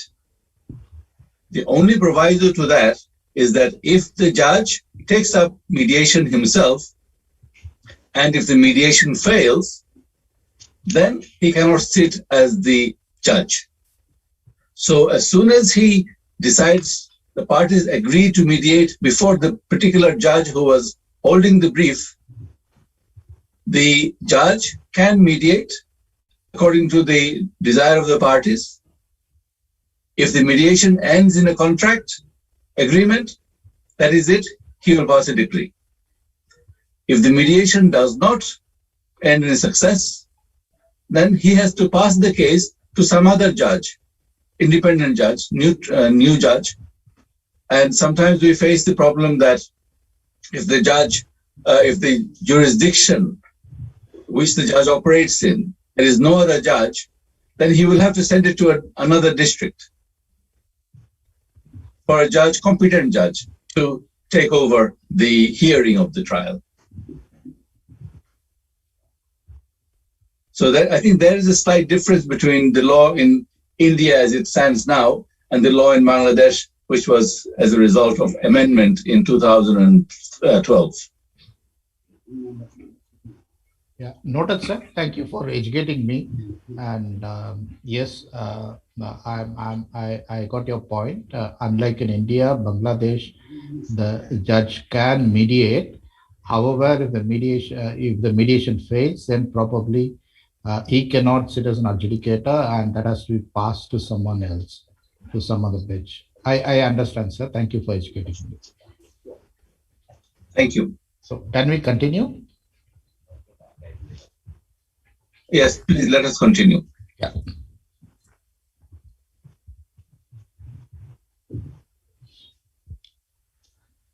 A mediator learns every day, and we learn from every circumstances. We learn from everyone, and indeed, I learned from our Honorable Supreme Court Justice the difference between India and the difference between Bangladesh. Though we had been discussing on the same lines, but a more clarity is there in there in Bangladesh that allows, as step one, the judge to sit as a mediator, to exercise his option as a mediator, which is not the process in India, where the judge do not sit as a mediator, whereas he refers to the mediation council or to some other mediators. And if the judge succeeds, then he closes the matter. If he is unable to succeed, then probably he doesn't sit as an adjudicator because of the conflict of interest, and he hands over to someone. Well noted, sir. And that's a learning curve the mediators we all have in every circumstances, every day with everyone. And let's continue with our mediation. Our chapter 4 or the topic 4 is training structure. So I'm comparing our training structure more particularly in US, because we all consider US to be a well-developed system, and we all consider US to be in the advanced stages. So the program of negotiation, what we call it as PON, let's start with different alternative methods of dispute resolution. Let's start with negotiation, which started as early in 1979, and which is a Harvard negotiation project. This is established by Professor Roger Fisher and William Urey Bruce Patton. In 1983, the program of negotiation was established. James Lawrence and Howard Frank Sender, they were the initial people who, sorry, the program of negotiation is a consortium program of the Harvard University and few other universities, which developed the theory and practice of negotiation and dispute resolution in a large of public and private settings. So with that, let's get into the dispute resolution utilizing the theory of negotiation. So for negotiation, we need two parties, party A and party B. And if party A and party B has a dispute, and if they are willing to come on the table to discuss their disputes and also to discuss their issues to sort it out among themselves, that will be the best scenario one can think of. The disputing parties are willing to sit together and sort out their indifferences, iron out their indifferences, and come to a resolution and a settlement. But when on the negotiation table, both the parties should have a common goal or should have a common understanding of resolving the issues or resolving the disputes, rather than looking into different directions, or rather than mentally making a calculation of what am I going to derive from this negotiation table. Is the negotiation table meant for me to extract an extra pound of flesh, or is a negotiation table meant to iron out the differences, iron out the disputes that has arisen, and walk out with an amicable solution? So if the parties have an intention to extract the pound of flesh, that's a human tendency. When we sit across for negotiation, we always think the other party has certain lacuna, or the other parties have certain drawbacks, and that's the reason he is coming for negotiation. So therefore, I am at a better position, or I am at a better place to extract my additional pound of flesh from him. So that's the human tendency. However, if you don't look in the same direction, if you don't have the same goal, and if we look in different directions, then obviously the negotiation is going to be zero, or there is going to be no negotiation, or the negotiation is going to fail. However, when the person comes together with a common goal and also with a common agenda to complete their ironing out of the differences and to complete their disputes, they go out reasonably happy.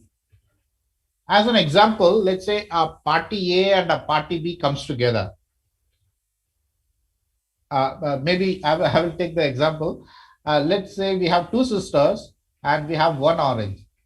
And one sister wants to make a cake from the orange peel, an orange cake, and the other sister wants to eat the fruit, and she is not bothered about the orange peel. But then both of them wants the orange as a whole, and the elder sister is not willing to give up her right, so that the younger will have the fruit and she will have the peel, or the younger is not willing to give her right to eat the fruit and give the peel to the elder sister. So there is a conflict, there is an indifferences between two siblings in the same home. So this very often happens in our homes as well. So now assume the mother or the father steps in as an arbitrator, and what will they do? If the father or the mother are biased, if they love the elder sister more, they will say, forget about your fruit, give the whole fruit to the elder sister. And usually, if a father is a mediator, he will have a little concern on the younger one. So he is going to tell the elder one, you are grown enough to share with your younger sister, so you give the orange to your younger sister as a whole. So either way, no one is a winner. If the elder sister takes the entire fruit, she is not the winner, though she will be happy that she got the fruit and she can use the peels for making an orange cake. If the younger one gets the fruit, she'll be happy that she ate the fruit, but again, the peel has got no use. So what is the mediator's role here? The mediator's role here is to advise, recommend to the people and tell them, fruit, you want the fruit and you want the peel. The best option is peel it out, keep it, you take the fruit and you take the peel. And that's where the mediator steps in to give reasonable solutions, which is agreeable by both the parties. So that's what we call it as a structured process where a mediator is neutral and he is not impartial.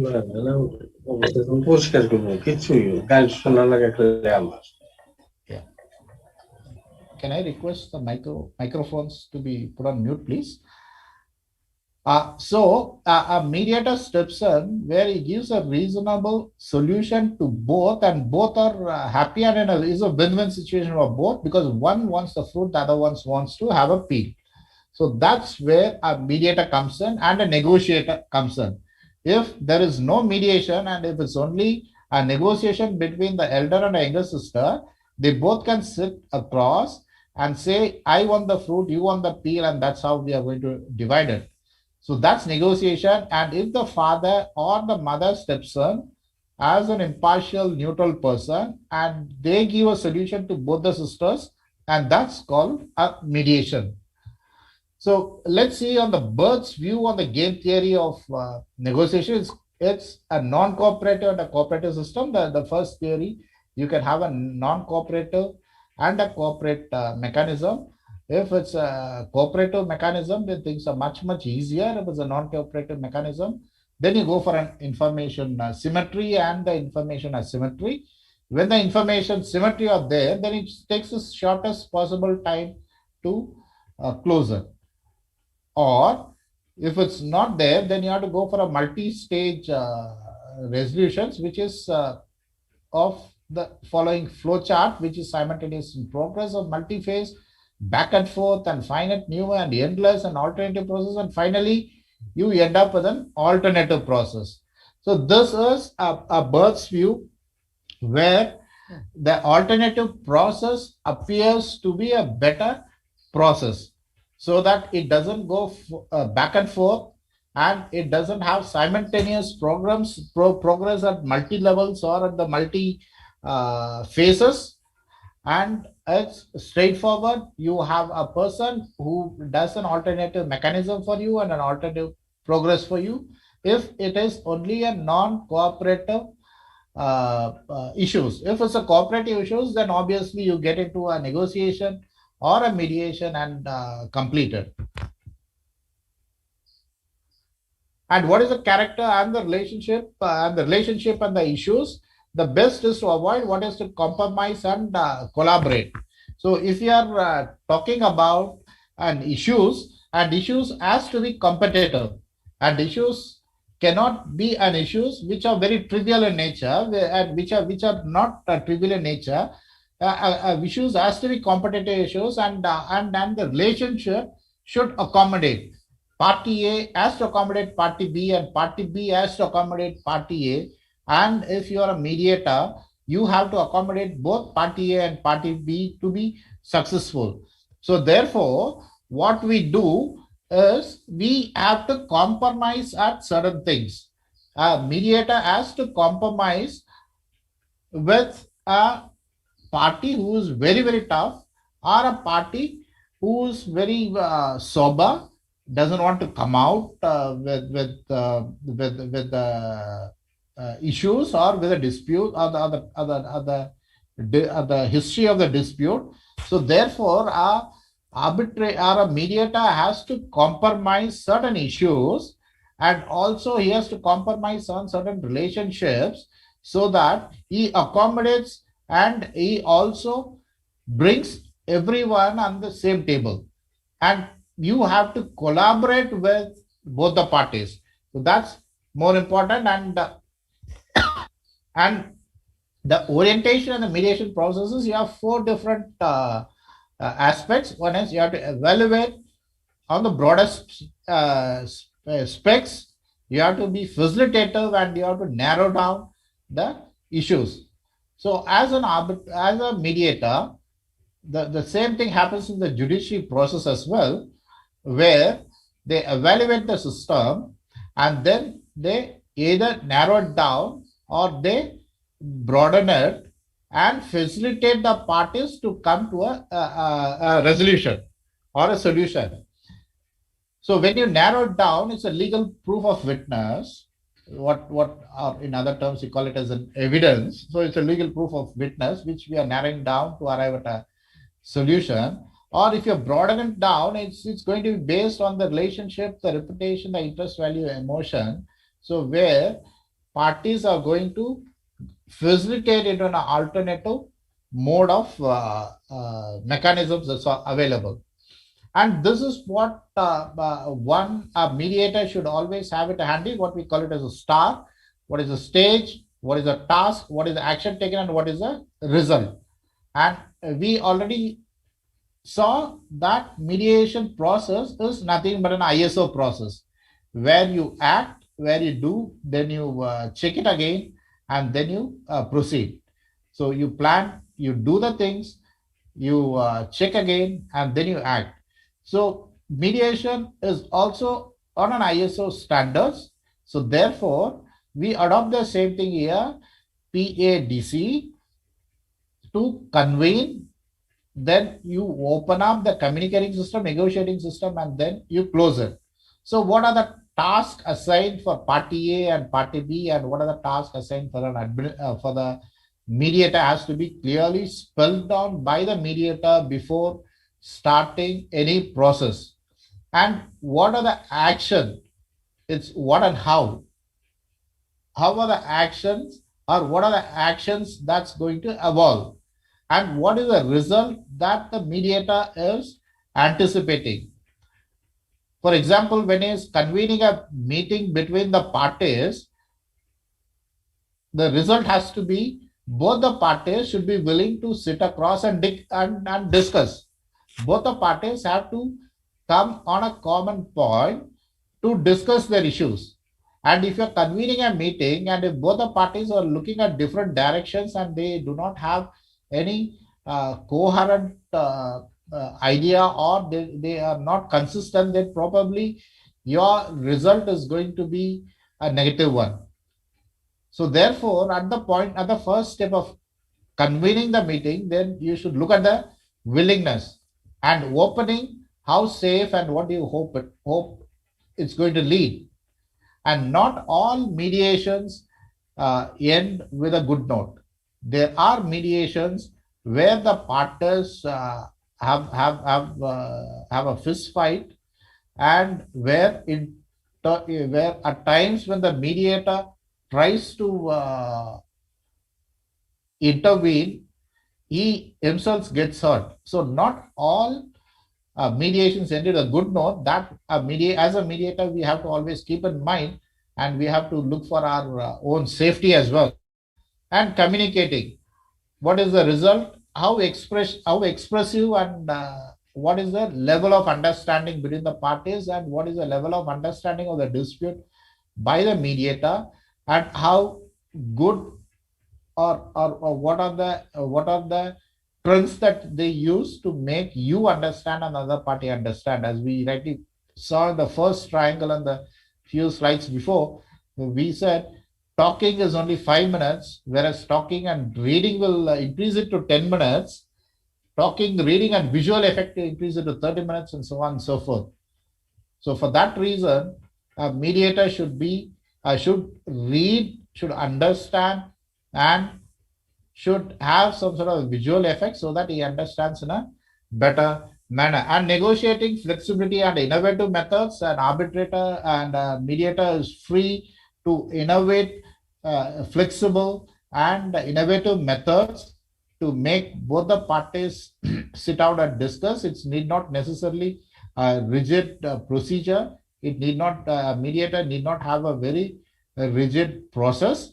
He can always have a flexible, innovative methods. It need not be within a room. They can always sit in an open where it's an environmental friendly and where there is no disturbances, where there is no other issues, where they can discuss and come to a conclusion. Closing, the mediator's important thing is to make an informed decision. Mostly in India, the mediator is not a signatory to the settlement agreement between party A and party B in mediation. So he should make an informed decision. He should speak with both the parties of the decision that both have arrived, and he should facilitate them to sign an agreement which will be useful, which will be beneficial for both the parties. So to quickly recapture, it's an individual interview that you are going to take. First, the mediator is going to talk with party A, interview him in other terms, understand the system, and then prepare his own list of points. And therefore, he sits with party B separately, understands his points, prepares the list, then he convenes a joint session with party A, party B, he being a facilitator to both the parties, where the disputes are discussed and the solution is arrived by the parties, and then they arrive at a settlement. That's where the dispute resolution ends. So therefore, a mediator has to be smart, he has to be specific, he has to be measurable or quantable, he need to achieve certain goals, he has to be realistic, and everything has to be time developed. So that's where a smart arbitrator will always be smart. He will not deviate from his set down procedure, or he will not deviate from his structured procedure. He will be very specific on to the point with a very clear goal of measurable end result, what he's going to achieve, and how this achievement is going to translate into resolution between parties, and if that's going to be realistic or it's an unrealistic. If it's unrealistic, the parties may agree on the face of it, but then they will again go to litigate. So the realistic, and it should be well timed. You cannot have a mediation for years together. It should be the shortest possible time, maybe 1 or 2 sittings. The mediation should be completed in an amicable manner, that both the parties are happy with the outcome. So let's go to chapter 2 now that we have seen what is chapter 1, and that's a basic training.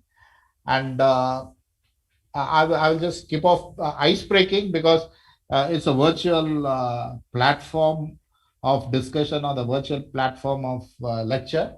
So the ice breaking is not there, but still this is what I normally do when you are there in the training, when you have some of the participants.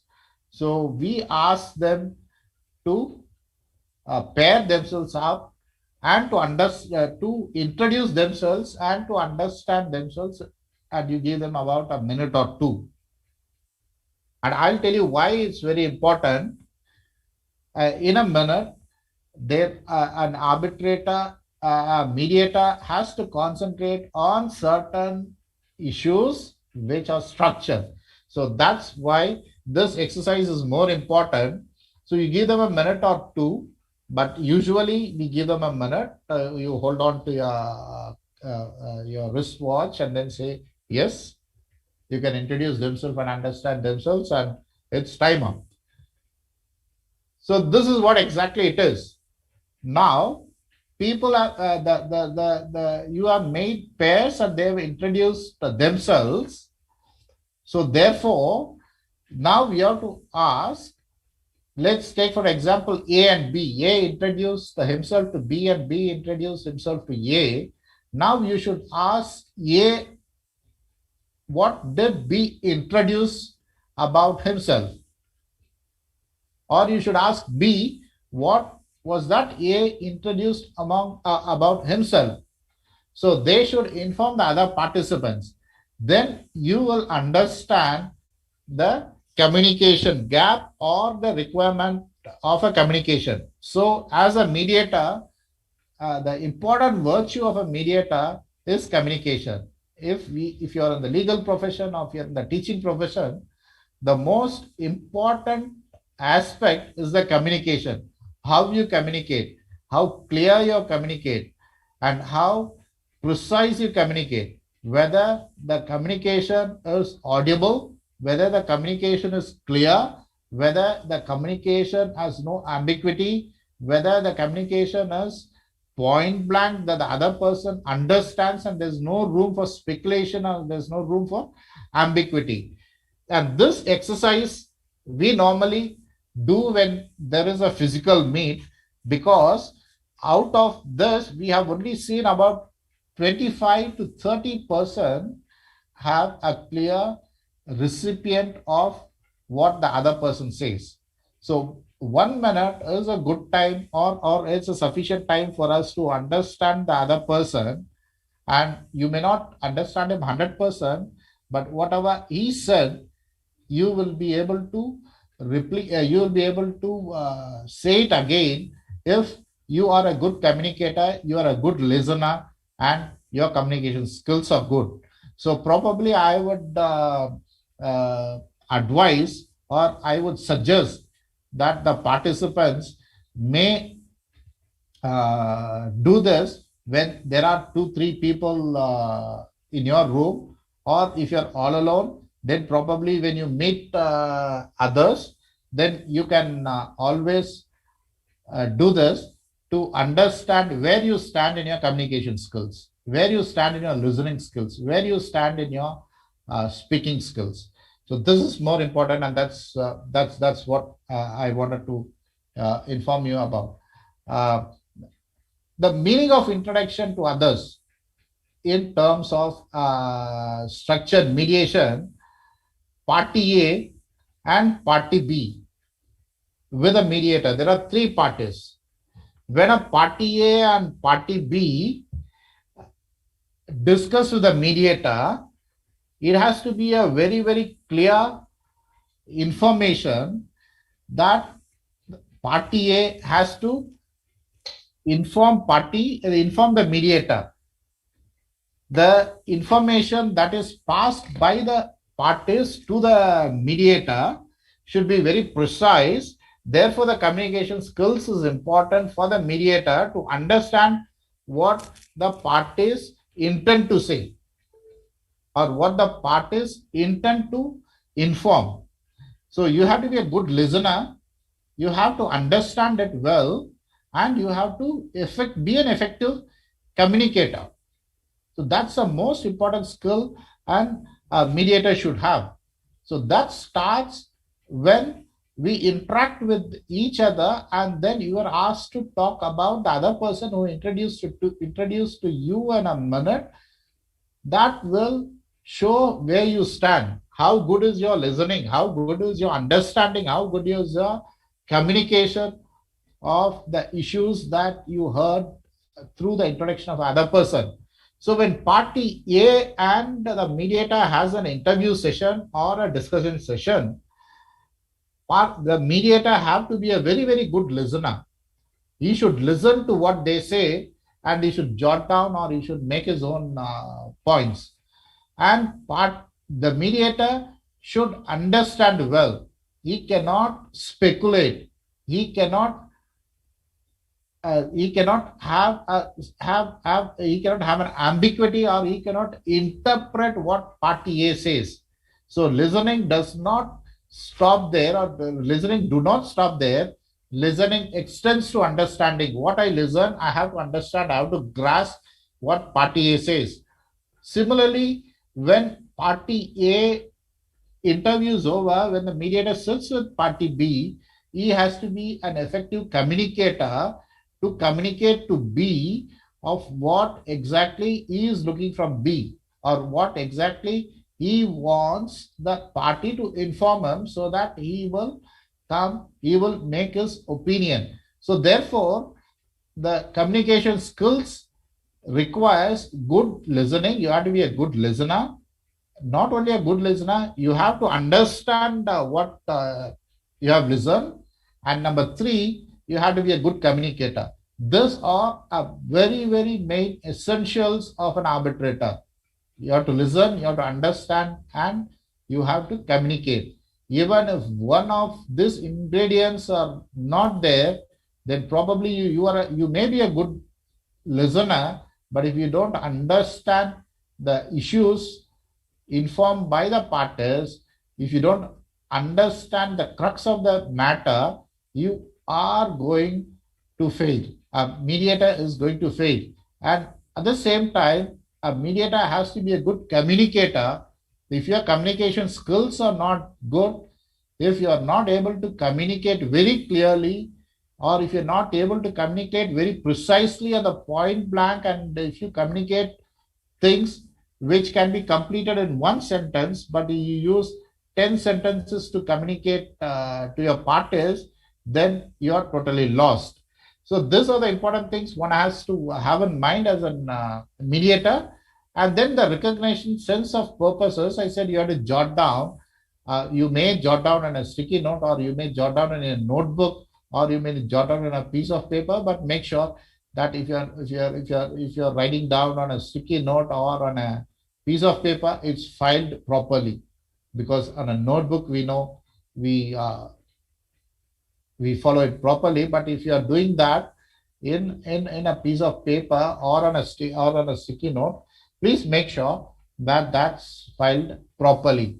So what is the recognition of sense of this purpose of this communication system? The training includes many participative and experimental activities. It is important it's important to tackle each of them honestly in a relaxed way. So an arbitrator training for the communication skill is very important, that you make your parties relaxed, so that you will be able to have a session in a relaxed manner, in an open manner. This session also aims to recognize the participants' sense of purpose and share it. The participants' clarification of their own problems and understanding of the other participants' problem are helpful to further study. So here the participations, what we mean is the parties.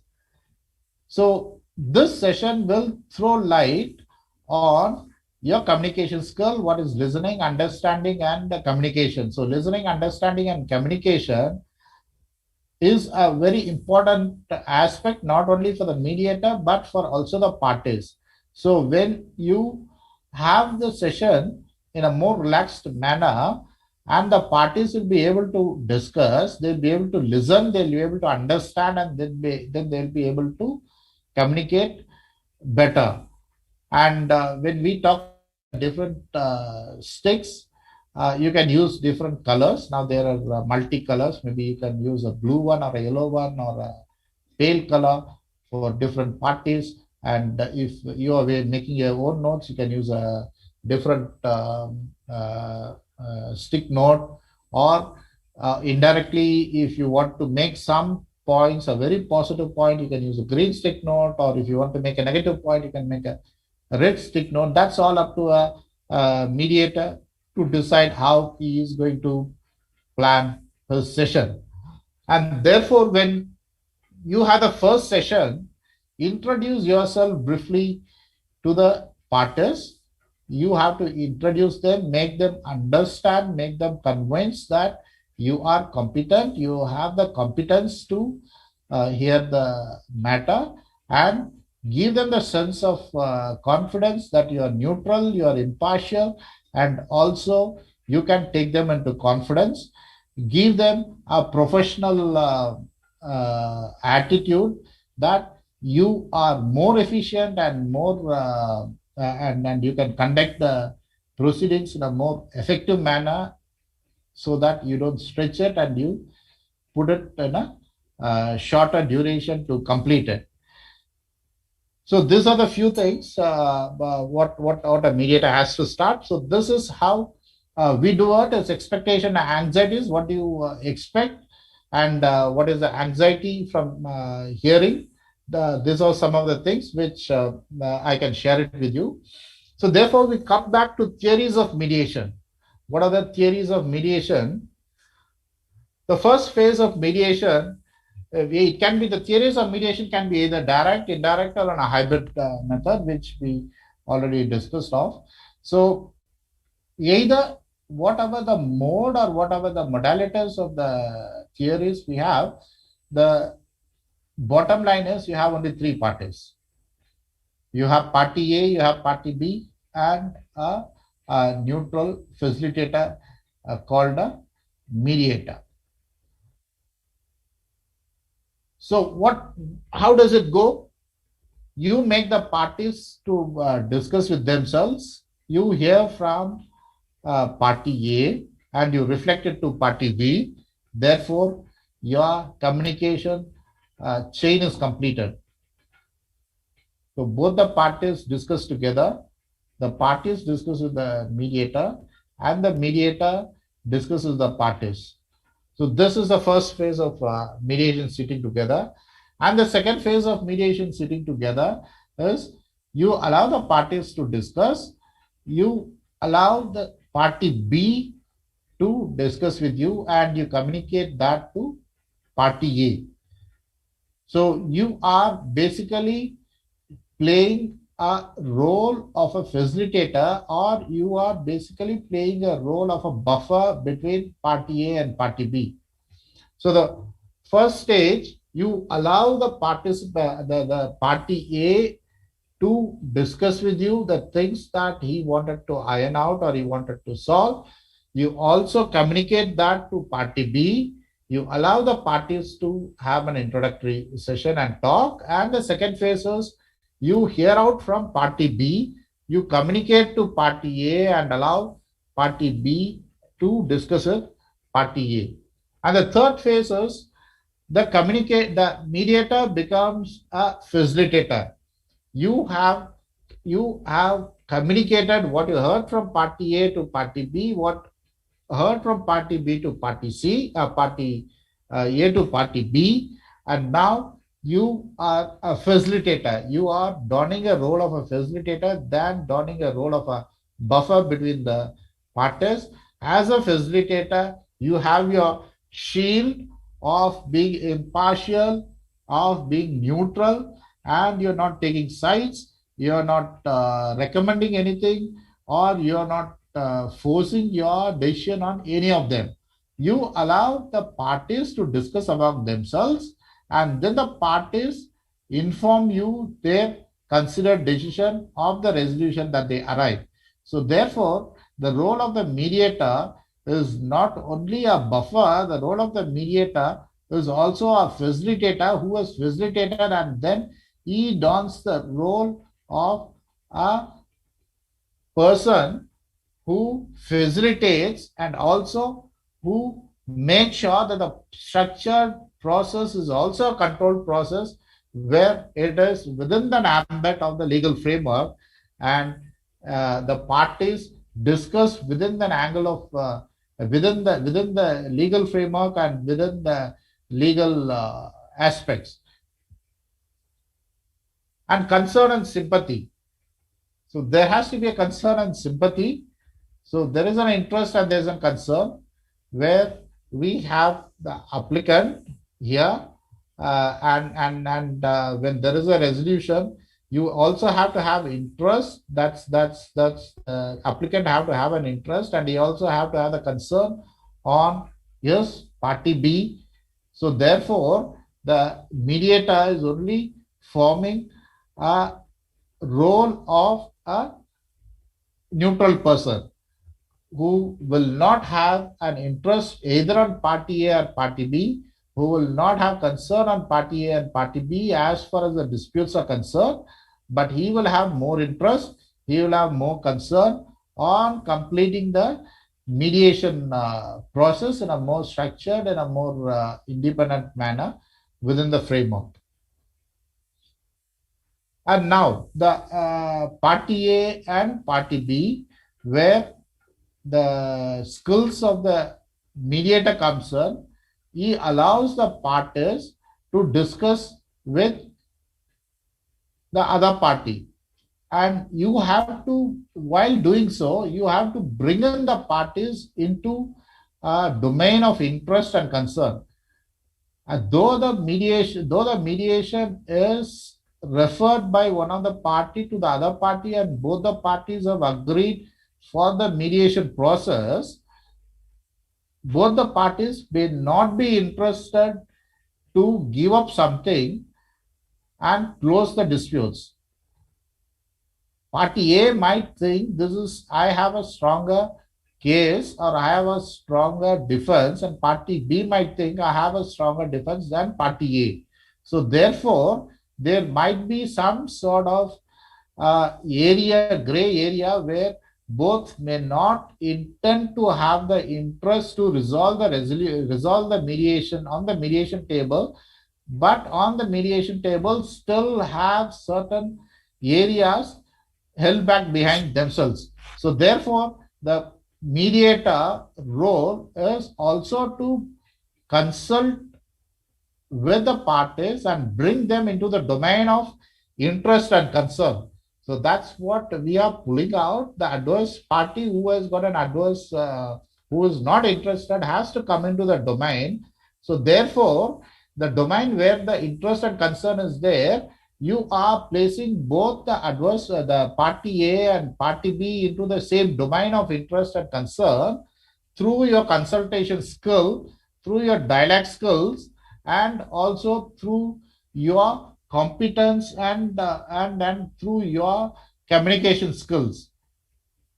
So this is more important to bring them on the same platform. So when they are on the same platform, you have narrowed down the gap.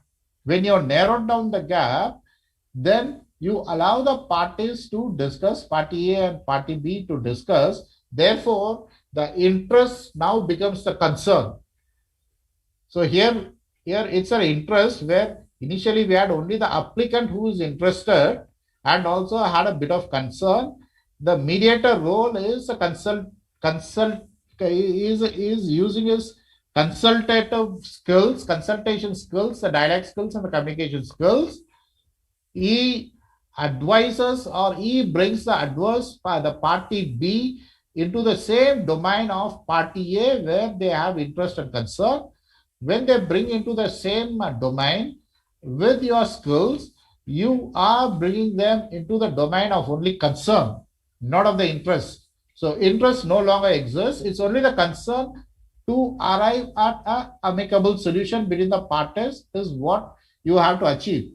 So once this concern is achieved, then obviously you have narrowed down the gaps between party A and party B. When you have narrowed down the gap between party A and party B, your mediation becomes very easy, and also your mediation process becomes much faster and much easier. I wanted to only prevail on this because this is the most important aspect of a mediator. Your first intention is the person who refers the dispute to the other party, party B, as a mediator. At the first stage, when party A discusses with the mediator and then the mediator communicates at party B, the mediator should attempt to see if the party A is within the domain of interest and concern. If party A is not within the domain of interest and concern, it is the duty of the mediator to make sure that the party is brought within the domain of interest and concern.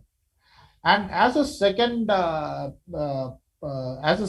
step, when the mediator interviews or discusses with party B, he communicates with party A, then the mediator should use his communication skills to make sure that the party B, who may or may not be on the same domain of the party A, should also bring party B to the same domain of party A, where they both coexist in the domain called interest and concern. So you have established the intent of interest, that both parties are interested to come to a solution, and also the mediator has established concern among the parties to quickly arrive at a solution. So unless this is established by the mediator, it's going to be very difficult for the mediator to narrow the gap. If this doesn't exist, then probably the mediation will not go any further from where it started. So this is more important, and that's the reason I've been toggling back and forth. So therefore, the important aspect of the mediator is to narrow the gap between party A and party B by bringing them on the same domain called an interest and concern. When both parties are on the same domain called interest and concern, the mediator, using his skills, should bring them onto the domain of concern alone, because when the interest is established, now it's only the concern on the disputes between the parties to discuss, to negotiate, and to come at an amicable solution. So therefore, at some process, when you are convening the first meeting, when you are hearing the second meeting, or when you are establishing the communication between them, the arbitrator's intent is to bring them on the same platform called concern. When they are on the same platform called concern, then the gap is narrowed down, and the mediation skills will be better and will happen soon. And therefore, next, you should bring the concern domain into sympathy. It's not only a concern, party A has a concern on party B has a concern on party A. That's why they have referred and come to a platform of mediation. And between party A and party B, they know one will be right and one will be wrong. Probably one party is dragging the other party to a dispute for various reasons. So therefore, you bring both of them on the same domain called an interest and a concern, and then bring them on the same domain called a concern. And from here, you have to develop and transform concern into sympathy. So therefore, the parties have sympathies on themselves, and they will also have sympathy on others. For example, in case if there is a contractual dispute of $10 million, if party A and party B keep fighting among themselves, one party is going to lose the money, the legal money that's due for him. The other party is going to enjoy the interest earned on the legal money that he has to pay the other party. But at the same time, on his books, he will always have certain corporate governance being deviated. So therefore, it has to be a sympathy, concern converted into sympathy between both the people, so that you still narrow down with your skills to arrive at an amicable solution. So therefore, interest, concern, and sympathy, let's put it in a simple way, thinking there is no interest and having no concern about the dispute, and assume that you bridge it down to think there is an interest and have concern about the dispute, then have concern about the dispute solution, have concern on the other party, and have sympathy on the other party. This is what I was trying to explain in the last 4 slides. To put it in a nutshell, whenever a mediation commences, the mediation commences with no interest and no concern about the dispute. Probably the people are in litigant mode. Probably they don't understand that one has to win and the other one has to lose, or probably they don't understand one has got a better prospects, the other has got a lesser better prospects. So when it's referred to you as a mediator, your first step is to induce interest within the parties, is to induce interest with the parties, to bring them to a domain called interest and induce concern about the dispute, the real concern about the dispute, and bring them onto a domain called concern. When both the parties are on the equal same platform of interest and dispute, you have to reduce them to a platform called a concern about the dispute and concern about the other person, because you might be having a corporate governance issues, the other person might be losing his cash flow, or if it's a matrimonial dispute, maybe the husband and wife, one is the losing end, the other one is at also the losing end with certain drawbacks.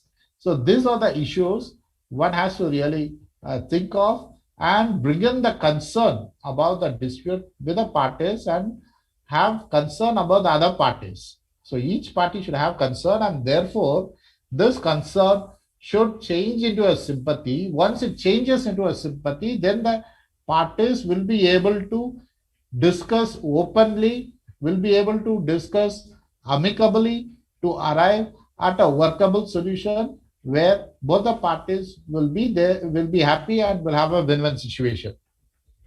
And approach to mediation is consultation, negotiation, and mediation. We have discussed enough about the processes of mediation, party A, party B, and the mediator. And now let's see how do we have the different processes. The different processes, negotiation and mediation, do not have a big differences. If you are a good mediator, you have to have an element called negotiation in your process. You should allow the parties to negotiate between themselves and to arrive at a solution. So therefore, there has to be a consultation process with the mediator, there has to be a negotiation process, and finally it has to be a mediation process. So all the three processes are intertwined, and it is not separable. It's an inseparable process. Probably for the theoretical understanding, we might talk about negotiation as a separate ADR. We might talk about mediation as a separate ADR. But in reality, a good experienced and a good competent mediator will always club up negotiation and mediation together with an interface of consultation. So that's a good approach. So therefore, the structure of mediation will have all the three ingredients: party A, party B, and the mediator. The mediator with its consultation skills will adopt a negotiation process to allow the parties to negotiate with themselves, or if the parties are willing to have the mediator as a referee, he can also sit there as a referee, as a facilitator, but do not indulge or do not be a part of the negotiation. Let the parties negotiate. And once they are negotiated, through your consultation skills, through your communication skills, this negotiation can be extended into mediation, where the mediation process completes. To explain mediation in comparison with a trial with the judicial process, alternate dispute resolution. In some countries, it's called an alternative dispute resolution. However, in India, it's called additional dispute resolution. Shows an idea that ADR is an alternate to a trial. So that's what our chairman rightly pointed out. During the pre-trial in Bangladesh, the judges allow mediation, and the judge himself is a mediator. So that shows it is ideally a better alternate for conducting a trial which is time consuming and which also is increase the cost for both the parties. So requirements of claims of the damage, let's now look into the differences between the judicial process and also the ADR process, like mediation. Anything negligence, damage, or casualty, it becomes the proof activities. Both the parties, party A and party B, in this case, a petitioner or a respondent or a plaintiff or a defendant, has to provide their proof of activities, and a judge, in the principle of free evaluation of evidences and high probability, he will suitably compensate either the plaintiff or the defendant or both of them with his own wisdom and within the framework of the legal framework and within the legal work. So this is the requirements of the claim of damages, the structure of proof of the default of an unlawful act if one is approaching the courts of the court of law. However, providing activities and proof, you provide proof activities, and it's the judge who decides and who evaluates. If there is an application of law, or if there is no application of law, then the judge do not do anything. If there is no application of law, then probably he takes a different course, or probably dismisses the petition. If there is an application of law, then the judge in the pre-trial stage itself will invoke mediation and will mediate within the parties to arrive at a solution. So therefore, the civil trial, the tradition which is rhetoric since the ancient Greece, application of legal standards to concrete facts, establishment of concrete facts in the past, exposed and individual settlement of the disputes in the past, dichotomous thinking. So this is the institutional framework of the civil trial. So there is a set procedure of trial in the judiciary, and this in Bangladesh involves mediation as the step one of the process. So therefore, what are the thoughts of ADR? Is it court-centered type or is it not court-centered type? For this explanation of this analogy, I have used the solar system where sun is at the center and all the planets revolve around the sun. And I consider sun to be the court of law where all the disputes and all the trials take place. And even day, though there are voluminous cases pending in the court of law, the common man still has the utmost confidence, and he has the comfort level to approach the court of law, and he knows that the judgment or the justice will be delivered to him in an appropriate time. So therefore, I consider court to be the very, very important organization. So that's the reason I consider it to be the sun, and the planets are the ADRs. It could be negotiation, it could be arbitration, it could be mediation, it could be negotiation, or it could be any other innovative method or the innovative manner or the innovative mechanism. So, as the planets revolve around the sun, the ADR revolves around the court procedure. So whether it's mediation or arbitration or negotiation, the court has all the right at any given point of time to refer the parties for any of this, either to mediate or to negotiate or to arbitration. So therefore, ADR is nothing but a court-centered type. We might talk many things, but the bottom line is very, very clear that alternative dispute resolution is nothing but a court-centered type of a quasi-judiciary. So therefore, if it's an arbitration, you have a remedy in the court. A mediation, still you have a remedy in the court.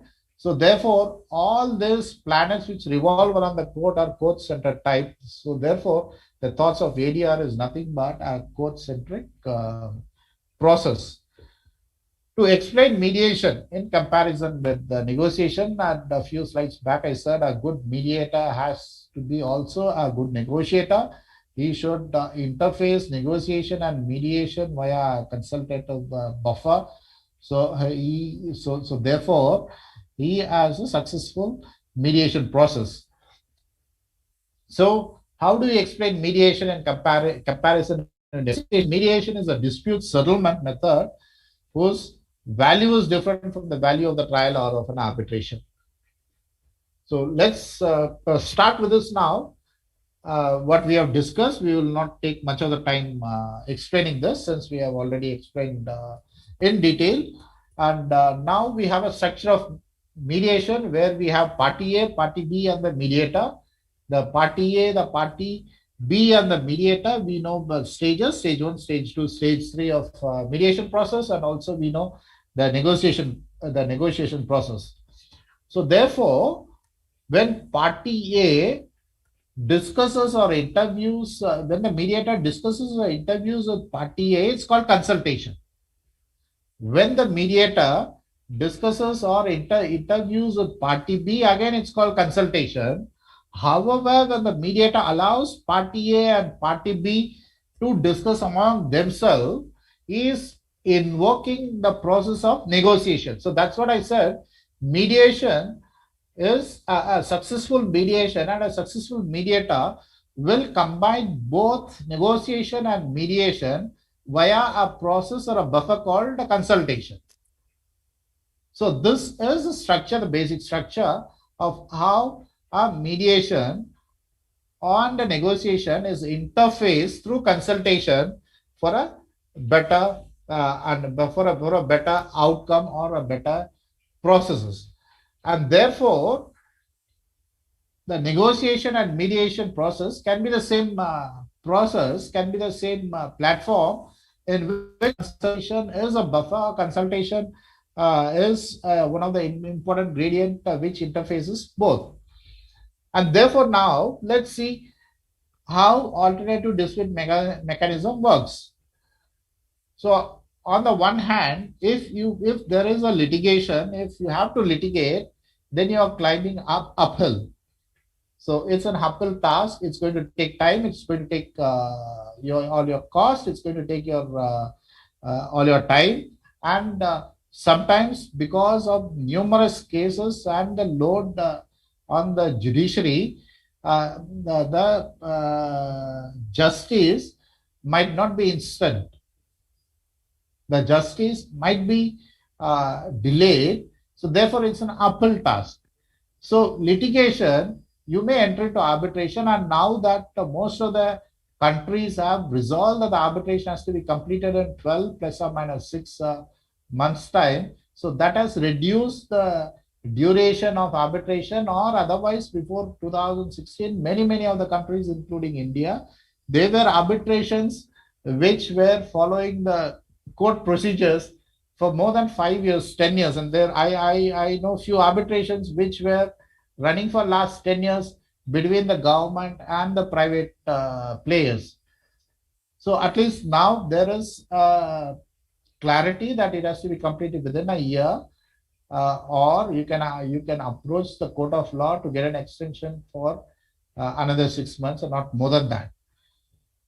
But if you want to avoid litigation and arbitration, the most important aspect is you go for a counseling with a mediator, or a counseling with one of the alternate dispute resolution professional. Then the professional might ask you to negotiate between parties, or he might ask you to mediate.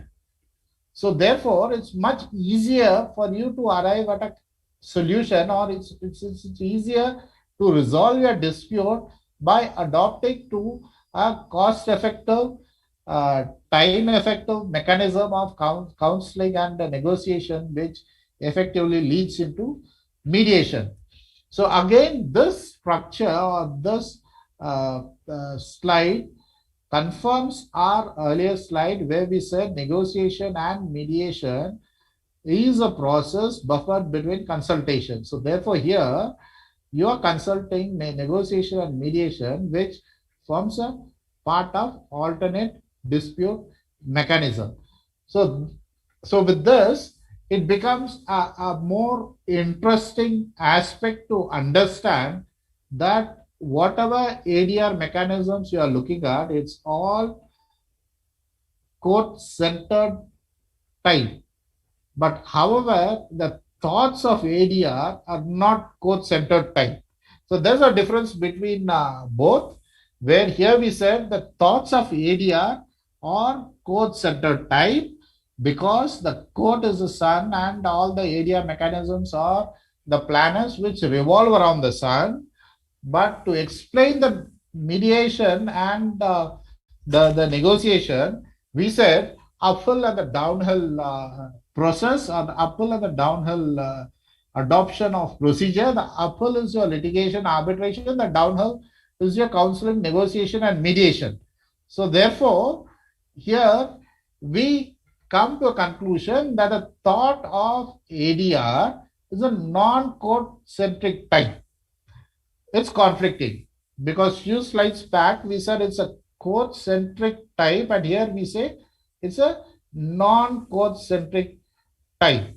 So therefore, let me put it this way: your downhill or an uphill process involves litigation on one hand, which goes into arbitration, the court proceedings, or your downhill is negotiation and mediation, which is an alternate dispute resolution. So therefore, if you are convinced and if you can solve your disputes within the framework of the planets that's revolving around the sun, like a negotiation, a mediation, or an arbitration, and if you're content with the resolutions which you have arrived, whereas negotiation, there is no need for a third party, whereas for arbitration and for mediation, there is a requirement of the third party. So therefore, these ingredients of negotiation, mediation, and arbitration, if you are content with the outcome, you don't need to go to the court for any litigation. So that's why we say the new thought of ADR against the conventional thought of ADR is non-court centric type. So you can go for a settlement or a mediation, even the court-induced mediations. If the mediation is arrived at an amicable settlement, the litigation is dropped and your process is complete. So therefore, it's a non-court centric type where it stops there with an amicable settlement between the parties. So here, that's what I said. Negotiation, we don't have a third party to intervene, whereas for a mediator and an arbitrator is a third party influence or a third party is required.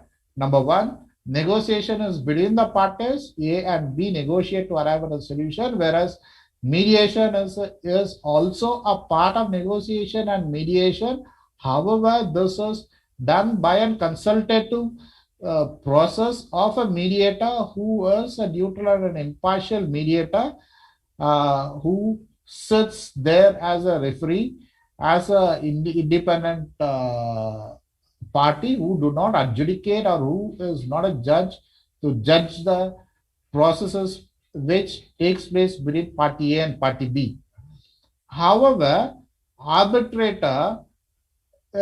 arbitration and arbitrator is slightly different from mediation and negotiation, where the third party influence and the third party governance is slightly more, or it's on the higher side, because the arbitrator hears the parties, he goes by the facts, he goes by the cross-examination of the witnesses, and he goes by the law. So therefore, there is no option or there is no process where the parties can interact, where the parties can discuss, where the parties can negotiate, where the parties can mediate in an arbitration, whereas the arbitrator assumes the role of a judge, and normally an arbitrator is a judge who sits to judge the matters as per the law. So that's how, from the negotiation where there is a negligible influence or a negligible third party presence, the mediator, if there is an element of influence, though the mediator is a independent neutral person, there is an influence. We cannot rule out the influence. However, in the arbitrator, the influence of the third party is tremendous because he assumes the role of a judge. So this is how the influence of the third party increases. So therefore, let's see what are the various methods of dispute resolution, starting with negotiation, which is a facilitative type, to require to compromise, and an evaluation type is an arbitration, and thereof a trial, which is a judicial process. A resolution through negotiation, a resolution by the third party, the resolution by agreement is a compulsory resolution. So resolution by agreement is your mediation, where both the parties sign on the dotted lines as agreement to the resolution of the disputes or the resolution of the conflicts, and creation of proposal for the resolution. That's the legal right which may be exercised or may not be exercised. And if it's an arbitration, then the order is issued by the arbitrator. It's not an amicable settlement or an amicable order issued by the arbitrator. The arbitrator issues the order in lines with the law. So therefore, a negotiation is a facilitative type which facilitates both the parties to come together to resolve themselves through negotiation.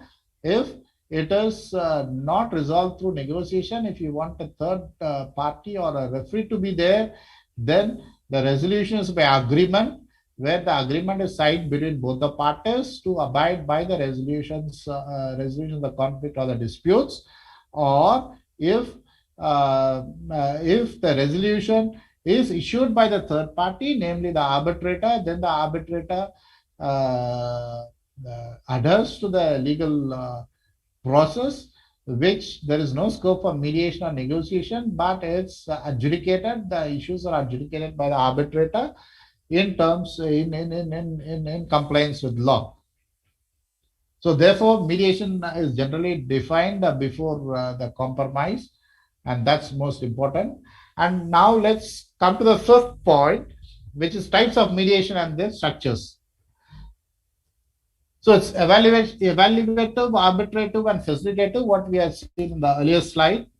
So the parties may be hostile, they may be logical, and arbitrative, it's an objective arbitrative, and facilitative is a subjective. You are facilitating the parties to arrive at an amicable solution, whereas in an arbitration, it's very, very objective. The arbitrator passes an objective order. Though the parties may be hostile, or though the parties may be logical, or the parties may be cooperative or non-cooperative, the arbitration awards are more objective, and the mediation is only subjective to both the parties resolving the disputes among themselves. And what is the merit? The issues are concluded by the expert like a judgment, promptly removing the disputes by using the authority, which is an arbitrative method, because he dons the responsibility and he dons the place of a judge. And the facilitative is your negotiation or your mediation, which is a satisfaction led by the referee on the disputes that are voluntary by both the parties. So that's a merit. And the demeritors, the parties stay in a hostile relationship. Negotiation, the parties may not come to a conclusion. They might have a hostile relationship. And in the arbitrative, they cannot arrive at a root cause of the dispute, because The root cause of the dispute is determined by the arbitrator, who dons the responsibility of the judge. And in case of mediation, patience is required because agreements are not always made. Agreements are facilitated by the mediator, and the agreements are made between the parties. So these are the types of mediations and model. And let me put the full picture of facilitative mediation, which starts with the resolution stage. That's a process which is an interaction stage, and the resolution stage, which is the end stage. And at the stage, it's a preparation in advance, which we already saw. The first contact is between the first meeting and the first contact between the parties A, party B, the interview of the mediator or the negotiator with party A, and the communication to party B and vice versa. Then the specific issues, framing the specific issues by the mediator or by the negotiator. Then the creation of options, whether it can be negotiation, consultative, and then a mediation, or it can be a negotiation alone, or it can be a mediation without a consultative buffer, or it should be referred to an arbitration, or it should be referred to the court of law.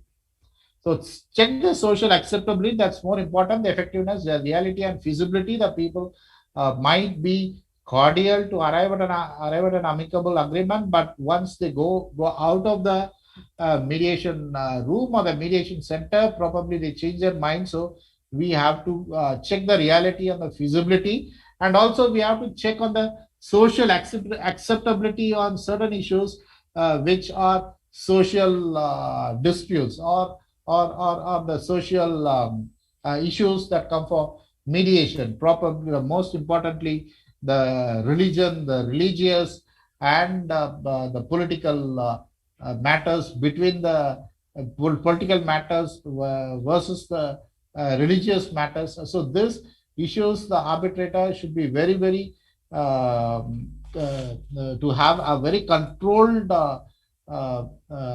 consultative manner to understand what is socially acceptable and what is not socially acceptable, because what is socially acceptable at one region may not be socially acceptable at the other region. So therefore, a mediator has to understand the local tradition, the local custom, and the local social acceptability levels before he could make the parties come on the negotiation table and discuss. Therefore, the agreement and preparation of the written document to make both the parties to sign, that's a stage. And the parties not going skills, that belongs to the arbitrator. You should have a communication skill, you should have the consultative skill, you should have the qualitative skills, and also you should have the legal understanding and the legal background, and you should be a good communicator. You should be brainstorming on important points which you have jotted down, and you should listen to what the parties discuss and what the parties inform you. The ethics of the arbitrator is very, very important, and we will be discussing on that in detail, because as an arbitrator, as a mediator, as a dispute resolution professional, your ethics counts the most. Your ethics counts the most, and this is the whole picture of the facilitative mediation, and what is the flow of mediation. So we had a few slides earlier. We saw a table where we said, okay, what is the process, what we are going to do, how we are going to do, and what are the results that's anticipated. So this is how it is with the bell curve.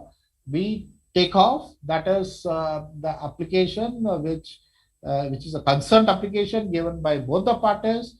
So the mediator summons the parties, he interviews the parties, and also he has a counter. He summons party A, he summons party B, and he hears them out, and then he communicates to the other party. Therefore, he commences the discussion, which is the early stage, where his communication skills play a vital role by attentive listening to the skills, and then he facilitates the discussion, that is to bring them onto the same platform of the interest and concern, Therefore, you find out the real motive which you are broadening, and then on to specify the issues based on interest. Therefore, you are reducing them from interest to the concerned platform, where you are getting into bringing them into the concerned platform, and then consider how to resolve it. That's called the sympathy domain. So from your interest concern domain, you reduce to concern domain. Now you're on the sympathy domain, and therefore both the parties sympathetically agree on their disputes resolution, and then they agree to the disputes to be reduced in writing, and then they sign as a token of agreement, and then it's closing. So this is the flow of the mediation, what we call it is bell curve. And then the phases of mediation. The phase of mediation we have already seen, which is introduction, preparation, a phase of preparation, a phase of solution. The phase of introduction, preparation is your communication skill, where the mediator interviews party A, he understands the concern of party A, and then he communicates to party B, and separately he understands the issues of party B. He communicates to party A, then he allows party A and party B to interact, which is your phase of interaction. And also the mediator interacts with all the three parties. And once the domains are reduced from interest, concern to sympathy, you reduce to, after interaction, you are reducing to the phase of solution, where you facilitate the parties to arrive at a solution, and this solution are recorded and they are agreed by both the parties. So these are the three phases of mediation: preparatory phase, the interaction phase, and the solution phase. So matching the field and mode of interaction, dispute and so I have taken few subjects, which is dispute in domestic relations, inherited wealth, dispute over land boundary, labor troubles, medical incident, and dispute on consumer affairs. So how do we do it? Interest based on mediation, or evaluative mediation, interest based on mediation and arbitration. So we have different options, where the best options are on the bold lines, which is interest based mediation and rights based mediation. This is what we started with the third slide. We said mediations are of two types. One is interest based, and the other one is the right based. So we can see the dispute of the consumer affairs is a right based, whereas the medical incidents is the interest based, labor troubles is interest based, dispute over boundaries interest based, and dispute over domestic relations are interest based. So therefore, as a mediator, we should initially have a clear understanding what are we going to mediate. Are we going to mediate the interest based mediation, or are we going to mediate the right based mediation? So if it's an interest based mediation, there is no social stigma, or there is no social element attached to it. However, there is a right based mediation. There are social considerations to be considered.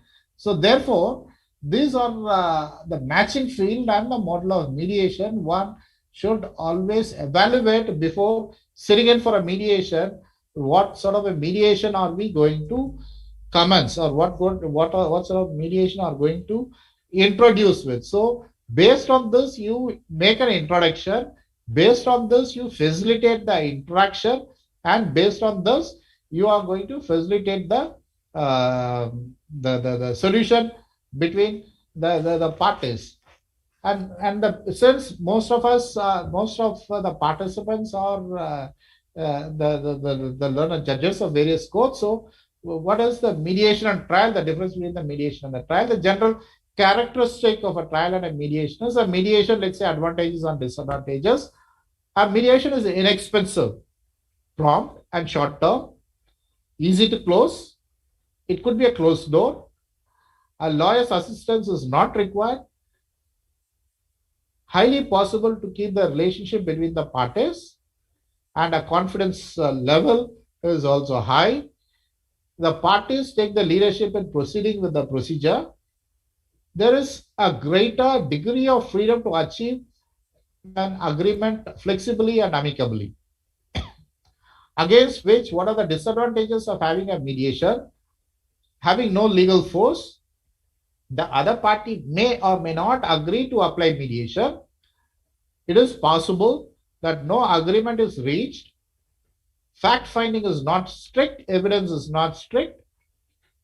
Differences rises among mediators. If there are multiple mediators than one, there could be differences among mediators depending upon their listening, understanding, and their communication, because we all have a different degree of listening, different degree of understanding, and different degree of communication. It's not same for everyone. Though we are all trained on the same field, but still everyone has got a different degree of flexibility of listening, understanding, and communication skills, and that's the main reason why the differences arise among mediators. There could be, not necessarily the differences arises, there could be a possibility that in case of multiple mediators, the differences could possibly arise. The process tends to become unclear because it's a mediation where it do not follow certain procedure, or it doesn't follow certain rigid process as of the judiciary process. So therefore, there are advantages and there are certain disadvantages also. And vis-a-vis, what are the advantages of the trial? Having a legal force, which was a disadvantage of, which is a disadvantage of mediation, and then it's open. It's an open court. The trial mostly are in an open court, so everyone is accessible to hear your case, or everyone will be able to hear your case. Possible to claim to gain clear judgment, unlike mediation or unlike negotiation, where the parties negotiate and mediate among themselves, where there are certain give-ups and certain takeaways. Against that, in a trial, it's a very clear gain of judgment. The judgment pronounced by the judge is very categorical and very, very clear.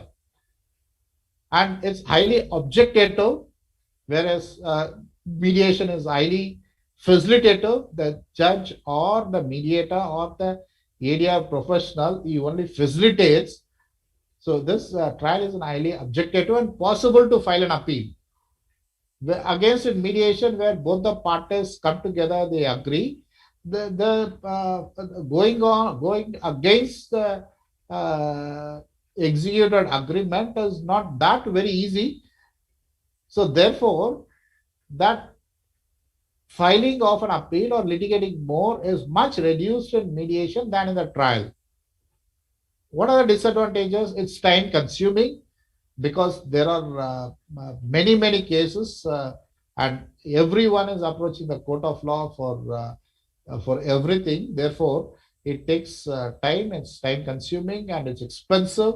Though the court fees and though the court fees are not very expensive, but to defend your case and to argue on your behalf, you have to hire a counsel. That's going to be expensive, because every hearing or for every date, you have to have your counsel to represent you. That's going to be expensive, and amateurs cannot understand. A layman cannot understand what's happening in the court, though he can appreciate something is happening, but he may not be able to understand the legal process and the legal proceedings. Against mediation, where it is only a discussion between both parties to arrive at an amicable solution, and confidential information may be leaked because it's an open court. Everyone is accessible, everyone can hear the arguments, everyone can hear the judgments, and the judgments are made public. Nowadays, the judgments are made available the very day or the very next day on the court websites. So the information of the case is made public.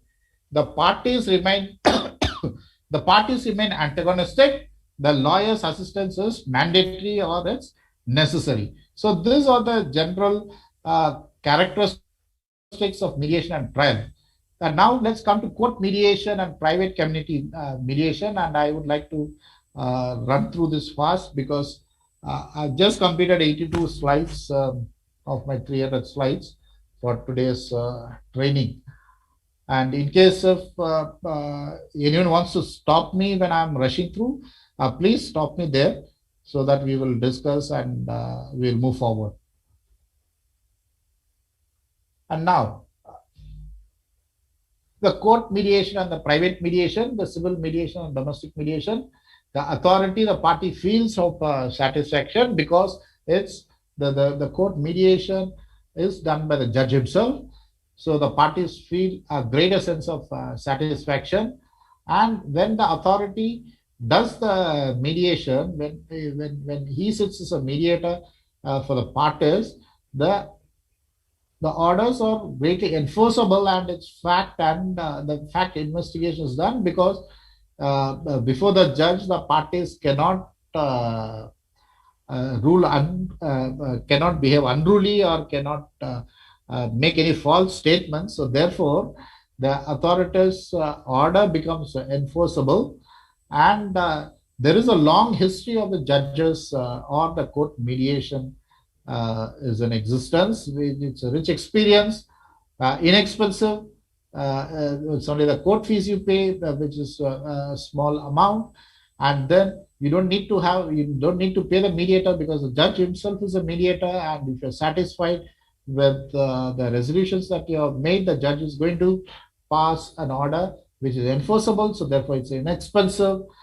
It's a judge's participation with his rich experience, with his ability, and with his competence and his and his experience over the years is going to add to the enforceability of the orders, and also the judge participation itself will give a sense of greater satisfaction for the parties who are disputing. Then it's an organizational handling, whether if it's the secretary that's in the separate court and investors in the nurse's office, the equipments for the children and the storage of case studies, so the mediation reports, etc. Whereas the disadvantages in the court mediation, the parties cannot choose a mediator, which we already discussed. Parties cannot choose the judge, so as the parties cannot choose a mediator if it's a court-based mediation, or if it's a or if it's a court-based mediation where the judge himself sits as a mediator. So therefore, the parties cannot choose a mediator. The time and place are greatly limited because the quantum of work the judge will have, the time will be limited, and the place will be only within the court premises or within the courtroom or within the court chambers. So therefore, it will be greatly limited. Effectiveness is strongly demanded. That's one of the greatest disadvantage, because both the parties can take their sweet time to discuss, negotiate, and come, but here they do not have much time because of paucity of time. Things have to move at a faster pace, and then there are few people who use court mediation still, and I'm very happy that Bangladesh had mandatorily made it step one so that everyone uses mediation, and in India I'm also sure we will follow the step one as mediation, and the Mediation Act draft was circulated 2 weeks back. So therefore, we hope we will also have that in place so that the court load will also be reduced. What are the advantages and disadvantages of private mediation? The professional associations or the forum or the industrial associations, almost no time limit, Saturday, Sunday, night time, anytime, whenever the parties are willing to sit and discuss, the mediator is available. There is no fixed time, or there's no restriction of time, or there's no restriction of days, or there's no restriction of place, there is no restriction of venue, and it's also possible to make time intervals closer. You can have one sitting today, the second sitting tomorrow or day after. You can have very close intervals between consecutive successive hearings, almost no limit on place or the venue. That should be convenient place for both the parties, because the parties arrange the venue and the place. So therefore, absolutely, there's no bar on the place. Easy to follow the application process because the procedure is set by the parties themselves and careful progress by parties themselves. So parties take their own sweet time and they make very cautious move to move forward. And face-to-face mediation is possible here. Who can sit across the table and discuss when your mediator is present. And quality of the mediator, is present because he is dedicated only for this mediation. He's not handling many other cases or many other mediation matters. So he can provide quality time for the mediation process, and it's also easy to make many new innovations and new attempts. But what are the disadvantages? Almost all things are insufficient, including budget, authority, experience, equipment, and organization handling. And that's one of the reasons why now we have the training session for judges, we have the training session for ADR professionals, we have training session for those who intend to take ADR as their profession. Earlier it was not there, and that's why we did not have many experienced people or many qualified people, and those who have attained certain respect in the industry or respect in the market. It's because of the experience. They started somewhere and then slowly they build up their experience. But now we have a structured training system where we train the ADR professionals, and subsequently there are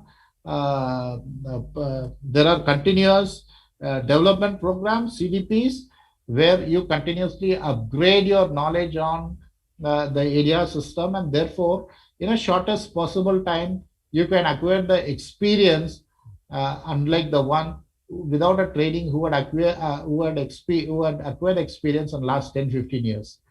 And there is no limit to the budget, because the budgets are decided by the parties themselves. So they are free to decide their own budget, they are free to decide their own resolutions, and they are free to decide their own place and time, and also the process. But only this process has to be in adherence to the legal framework. And techniques to communicate with the partners. We said consultation requires skills. And what are the skills? We saw few skills. One is communication skills, listening skills, understanding skills, and also the communications skills. So therefore, for a family-based issues, the reconciliations technique to create an atmosphere for a mediation. So this is important for our mediator. Although the parties may say we wanted to have a mediation in a 5-star environment, or in a coffee house, or in a boardroom of the 5-star hotel, the mediator should assess and satisfy himself or herself whether this locations will create a conducive environment and atmosphere for a mediation, whether there will be disturbance, whether there will be other elements there, or whether it'll give you a conducive place to sit down in a relaxed mind to discuss things. So that's the bottom line. One has to assess for themselves. And then the technique to communicate with the parties. We had already seen what are the techniques to communicate with the parties. And then the technique to reconcile the relationship between the parties. Few slides earlier we saw the relationship and the competence. So here you need to have a technique to reconcile on the relationship between the parties, because party A, party B are already disputing on certain matters which are beyond their comprehension. So you cannot expect a cordial relationship with party A, party B, but you as a mediator, we have to facilitate to reconcile the relationship between the parties.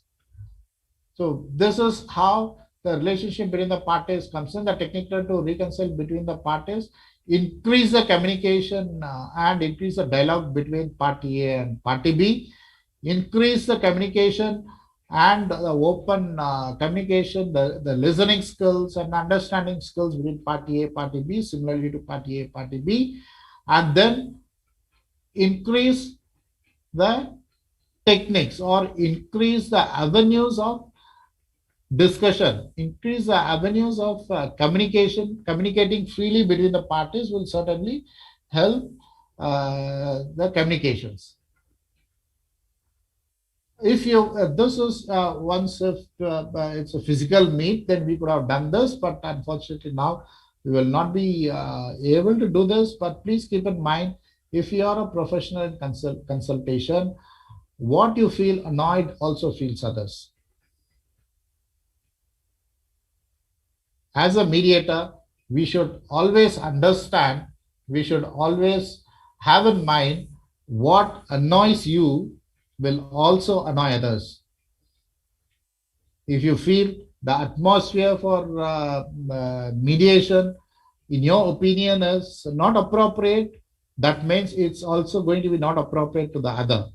If you're going to be a chatterbox where you have to stop your conversation in few sentences, but you prolong it to a longer sentences with many adjectives and verbs and many things, that's going to annoy others as well. And if you can put your conversation sweet and short and sweet, that will be appreciated. So the bottom line for a mediator to understand is what annoys you will always annoy others, as the third law of Newton's law, which is equal and opposite reaction. So therefore, let's keep in mind there will be an equal and opposite reaction in case if some things you're going to ignore. So this I'll run through it. It's not much. It's only exercise in case if we have a physical training session, we could have discussed it. But anyway, I'll run through it.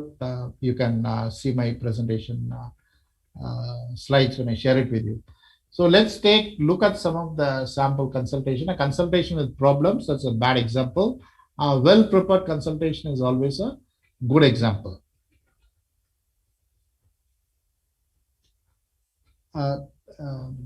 Now it's 12:15. What time should I stop?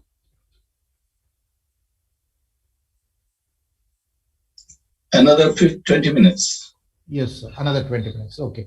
So I will discuss on this case and then we'll stop there for the lunch break, and after lunch break we will consider other chapters. Okay. The case, the client B is a 30-year-old. I think this we can always, I will share the slides with you and you can always see this. That's not going to be much. Let me, with your permission, let me scroll it. And one more step forward to improve the consultation. Changes in the roles of profession. Let me concentrate more on this. The information that's monopolization or concentration. Social authority equal to the professional, and you have people. So the change of roles of professionals, how does it change? See, the information may be the same, but certain informations are classified and certain informations are monopolized. When it's monopolized, you have some authority which oversees the whole system. So therefore, the authority is directly directly answerable to the people, whereas the same information, if there is a public disclosure, so it can be shared, equally shared between the professional and the people. That's respect and assistance for self-determination. So if I have to give you an example, what the information is available between party A and party B, you make a public disclosure between three parties. What is party A, party B, and the mediator. A mediator is a professional, and the people is party A, party B. That's where you have a mutual respect and assist for self-determination to determine the solution. Whereas the information is monopolized, it's an arbitrator where you are giving all the information to the arbitrator. So he is an authority to analyze and understand the information, and then he passes the information, he passes the order for people. So that's how the role of the profession changes. The role of a mediator, the role of a ADR person when he sits as a mediator is something different. The role of the ADR person when he sits as an arbitrator is something different. So we should not have both things together. So as a mediator, you've got a set of processes to follow. As a mediator, you've got a set of framework to follow, legal framework to follow. As a mediator, you are donning the responsible judge. So you have got a separate laid down guidelines. You have got a separate process to follow. And multi-nature of disputes and settlement, the parties, resource purpose and psychological, the identity and honor. Sometimes people do not go to the court because they don't want their identity to be revealed or their honor to be at stake, which is not true always. But some people have this psychological crisis, which we cannot help. And where is the resource purpose? The profit recovery and the money. So if there is a profit recovery or the money, these are the disputes. So for identity and the honor, which could be a defamation suit,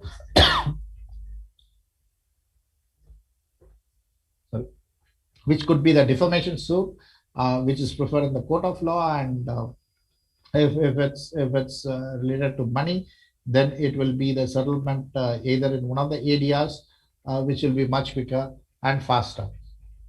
The circumstances of client. The circumstances of client, let's look at things. The client could be difficult, he could be at loss, or he could be in trouble. He requires a legal requirements concerning rights and obligations.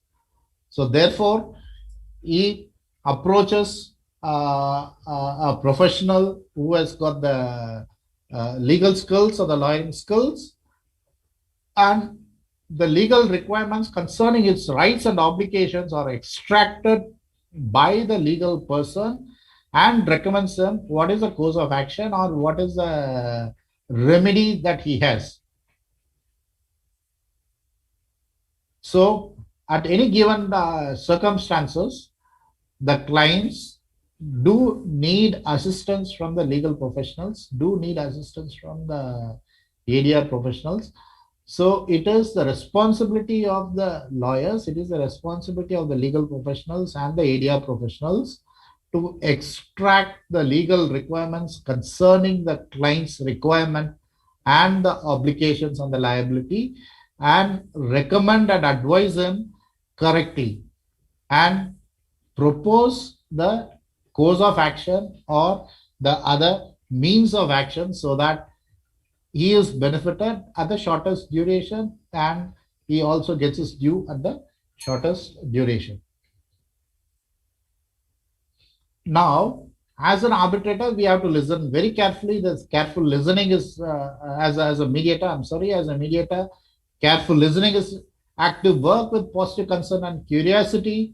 Consider each and every mediation matter as a new matter. Do not compare it with your past matters, and do not compare it, do not take it easy. All the new matters, take it with a concern and take it with curiosity, and always fall back on the learning triangle and fall back on your the domain where you have to reduce from interest, concern to sympathy, and you have to be not only carefully listening, you have to be actively listening, put aside your own experience, thoughts, opinion, feelings, expectations, etc. As an ADR professional having rich lawyering experience, or as a ADR person with rich legal experience, You may have your own experience, and your experience may at times be considered to be excellent when you consider this mediation matters. And in those cases, please do not impose your experience on the partners.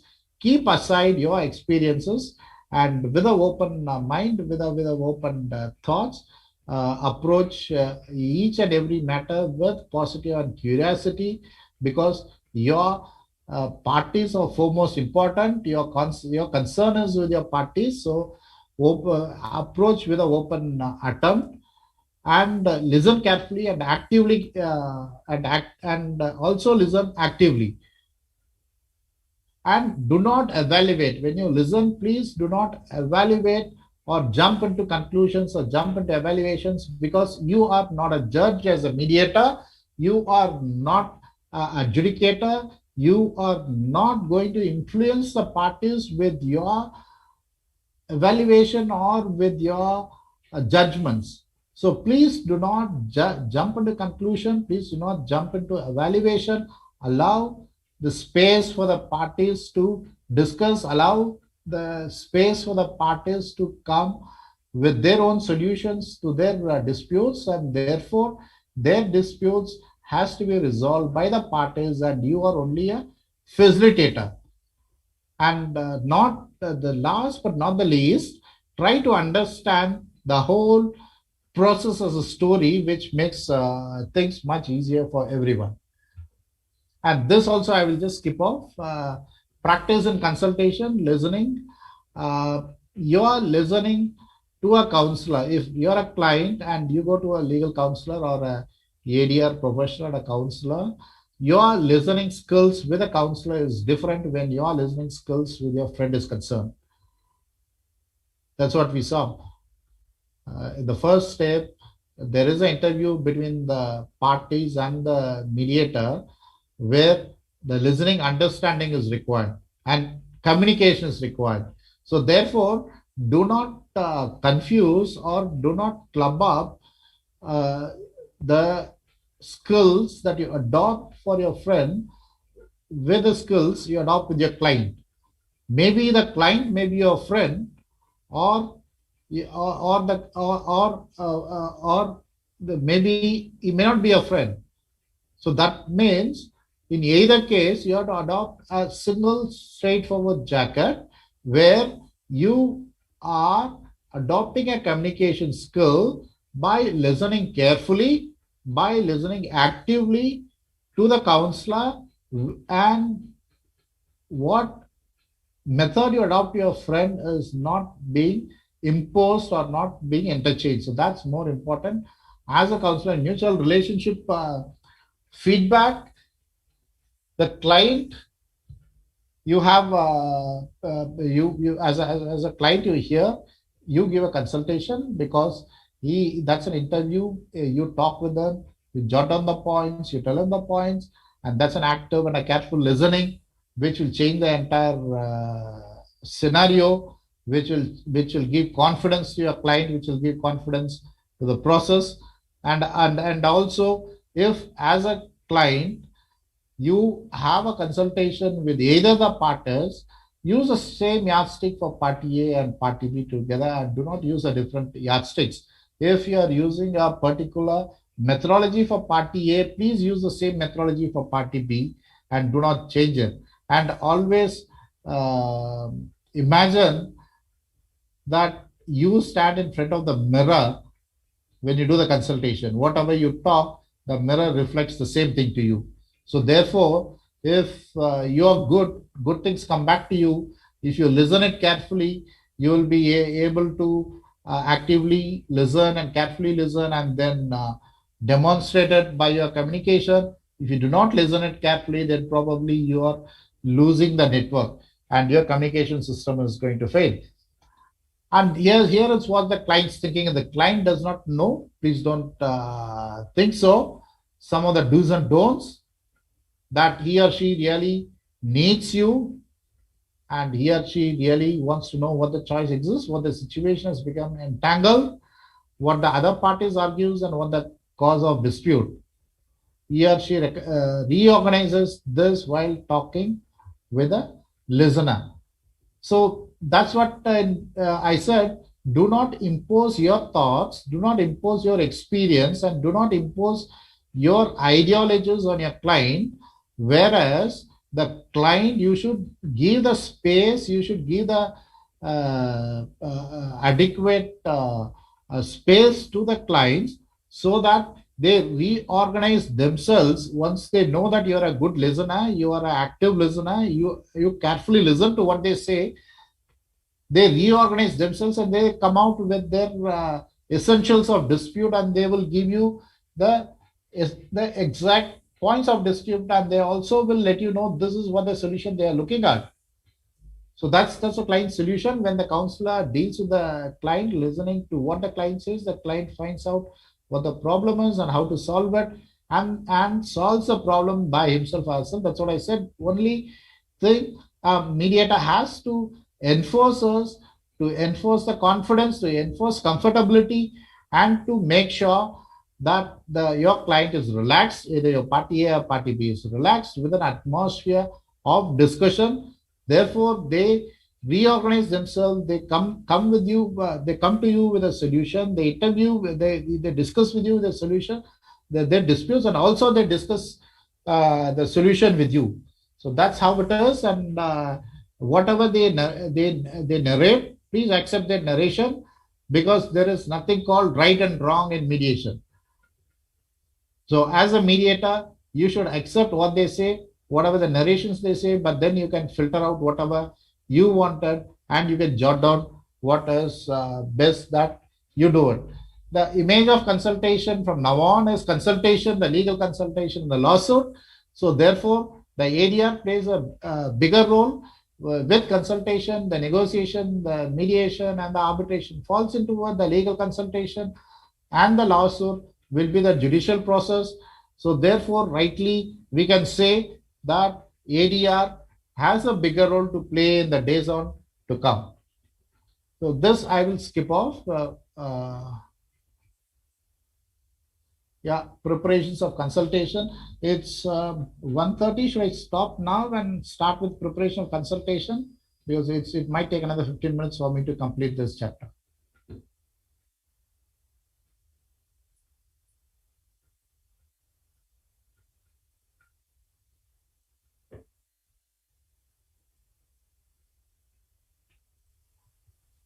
Sir, whether we come back, sir, at 2:30?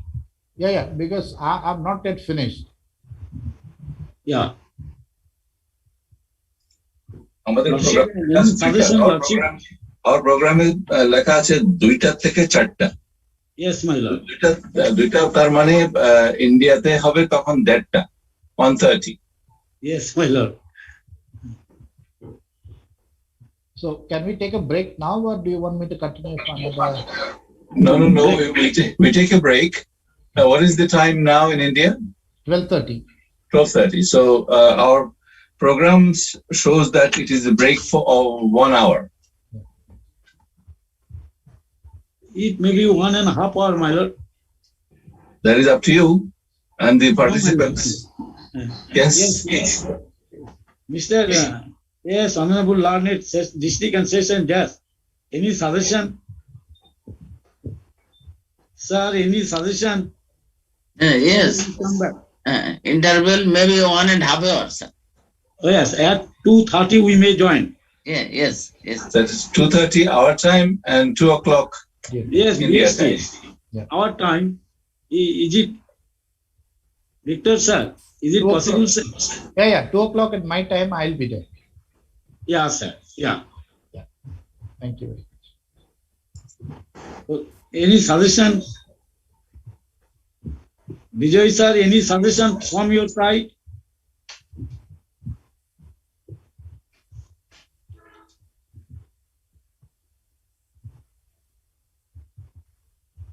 Thanks, sir. I think, Mr. Goswami, if I may add one suggestion, we have had a long session with Dr. Victor. Perhaps at the break time, the participants can draw up some questions which they want to put far. That it might be an idea, because morning session and afternoon session mixed together will make it too big of a topic to question. So if the participants want to ask some questions about the morning session, they can ask first if they are given, let's say, 20 minutes or so. Now? No, not now. After the break. So they come back, precise questions formulated, and just 20 minutes question answer or 15 minutes question and answer after the break at the beginning. Dr. Victor, what do you think? I agree with you, sir. Many thanks, sir. Many thanks, sir. So from 2:30 till 2:45, we have questions, and the participants may please make very precise questions, short questions, so that we can get precise answers for your benefit. Yes, sir. I would also suggest, if they can type it in the chat box, it will be much easier for me to read and answer the questions. Yes, that's also a good idea. You can type it in the chat box right now, and then Dr. Victor will have enough time also to formulate his answers for you. Yeah. Yes, sir. Yes, sir. Okay. Thank you. Thanks all of you, dear friends. We may join 2:30 in Bangladesh time.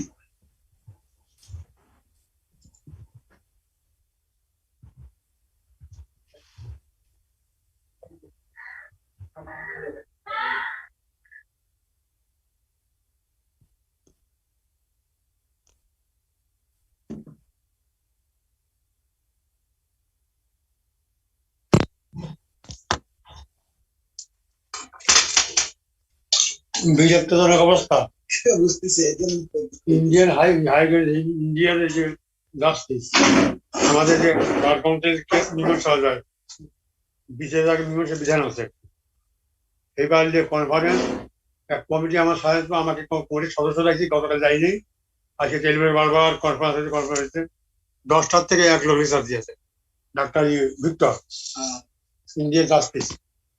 এই যে 2 ঘন্টা বিরক্ত 3 পক্ষে পিয়ে গেছে, কথা কয়ে পাইনি, ওকে কাটিয়ে দেওয়ার পাইনি, কারণ ব্রেক দিছে বাইচে গেলাম, আবার ডাক্তার আরম্ভ হালকা কম একটু বিরক্ত অবস্থা। আর ইংরেজি কথা কয় তো ইংরেজি ইয়ে পড়া ওই যে ব্যাপারগুলো বুঝি তাদের কয়। আসসালামু আলাইকুম। হ্যাঁ দাদা,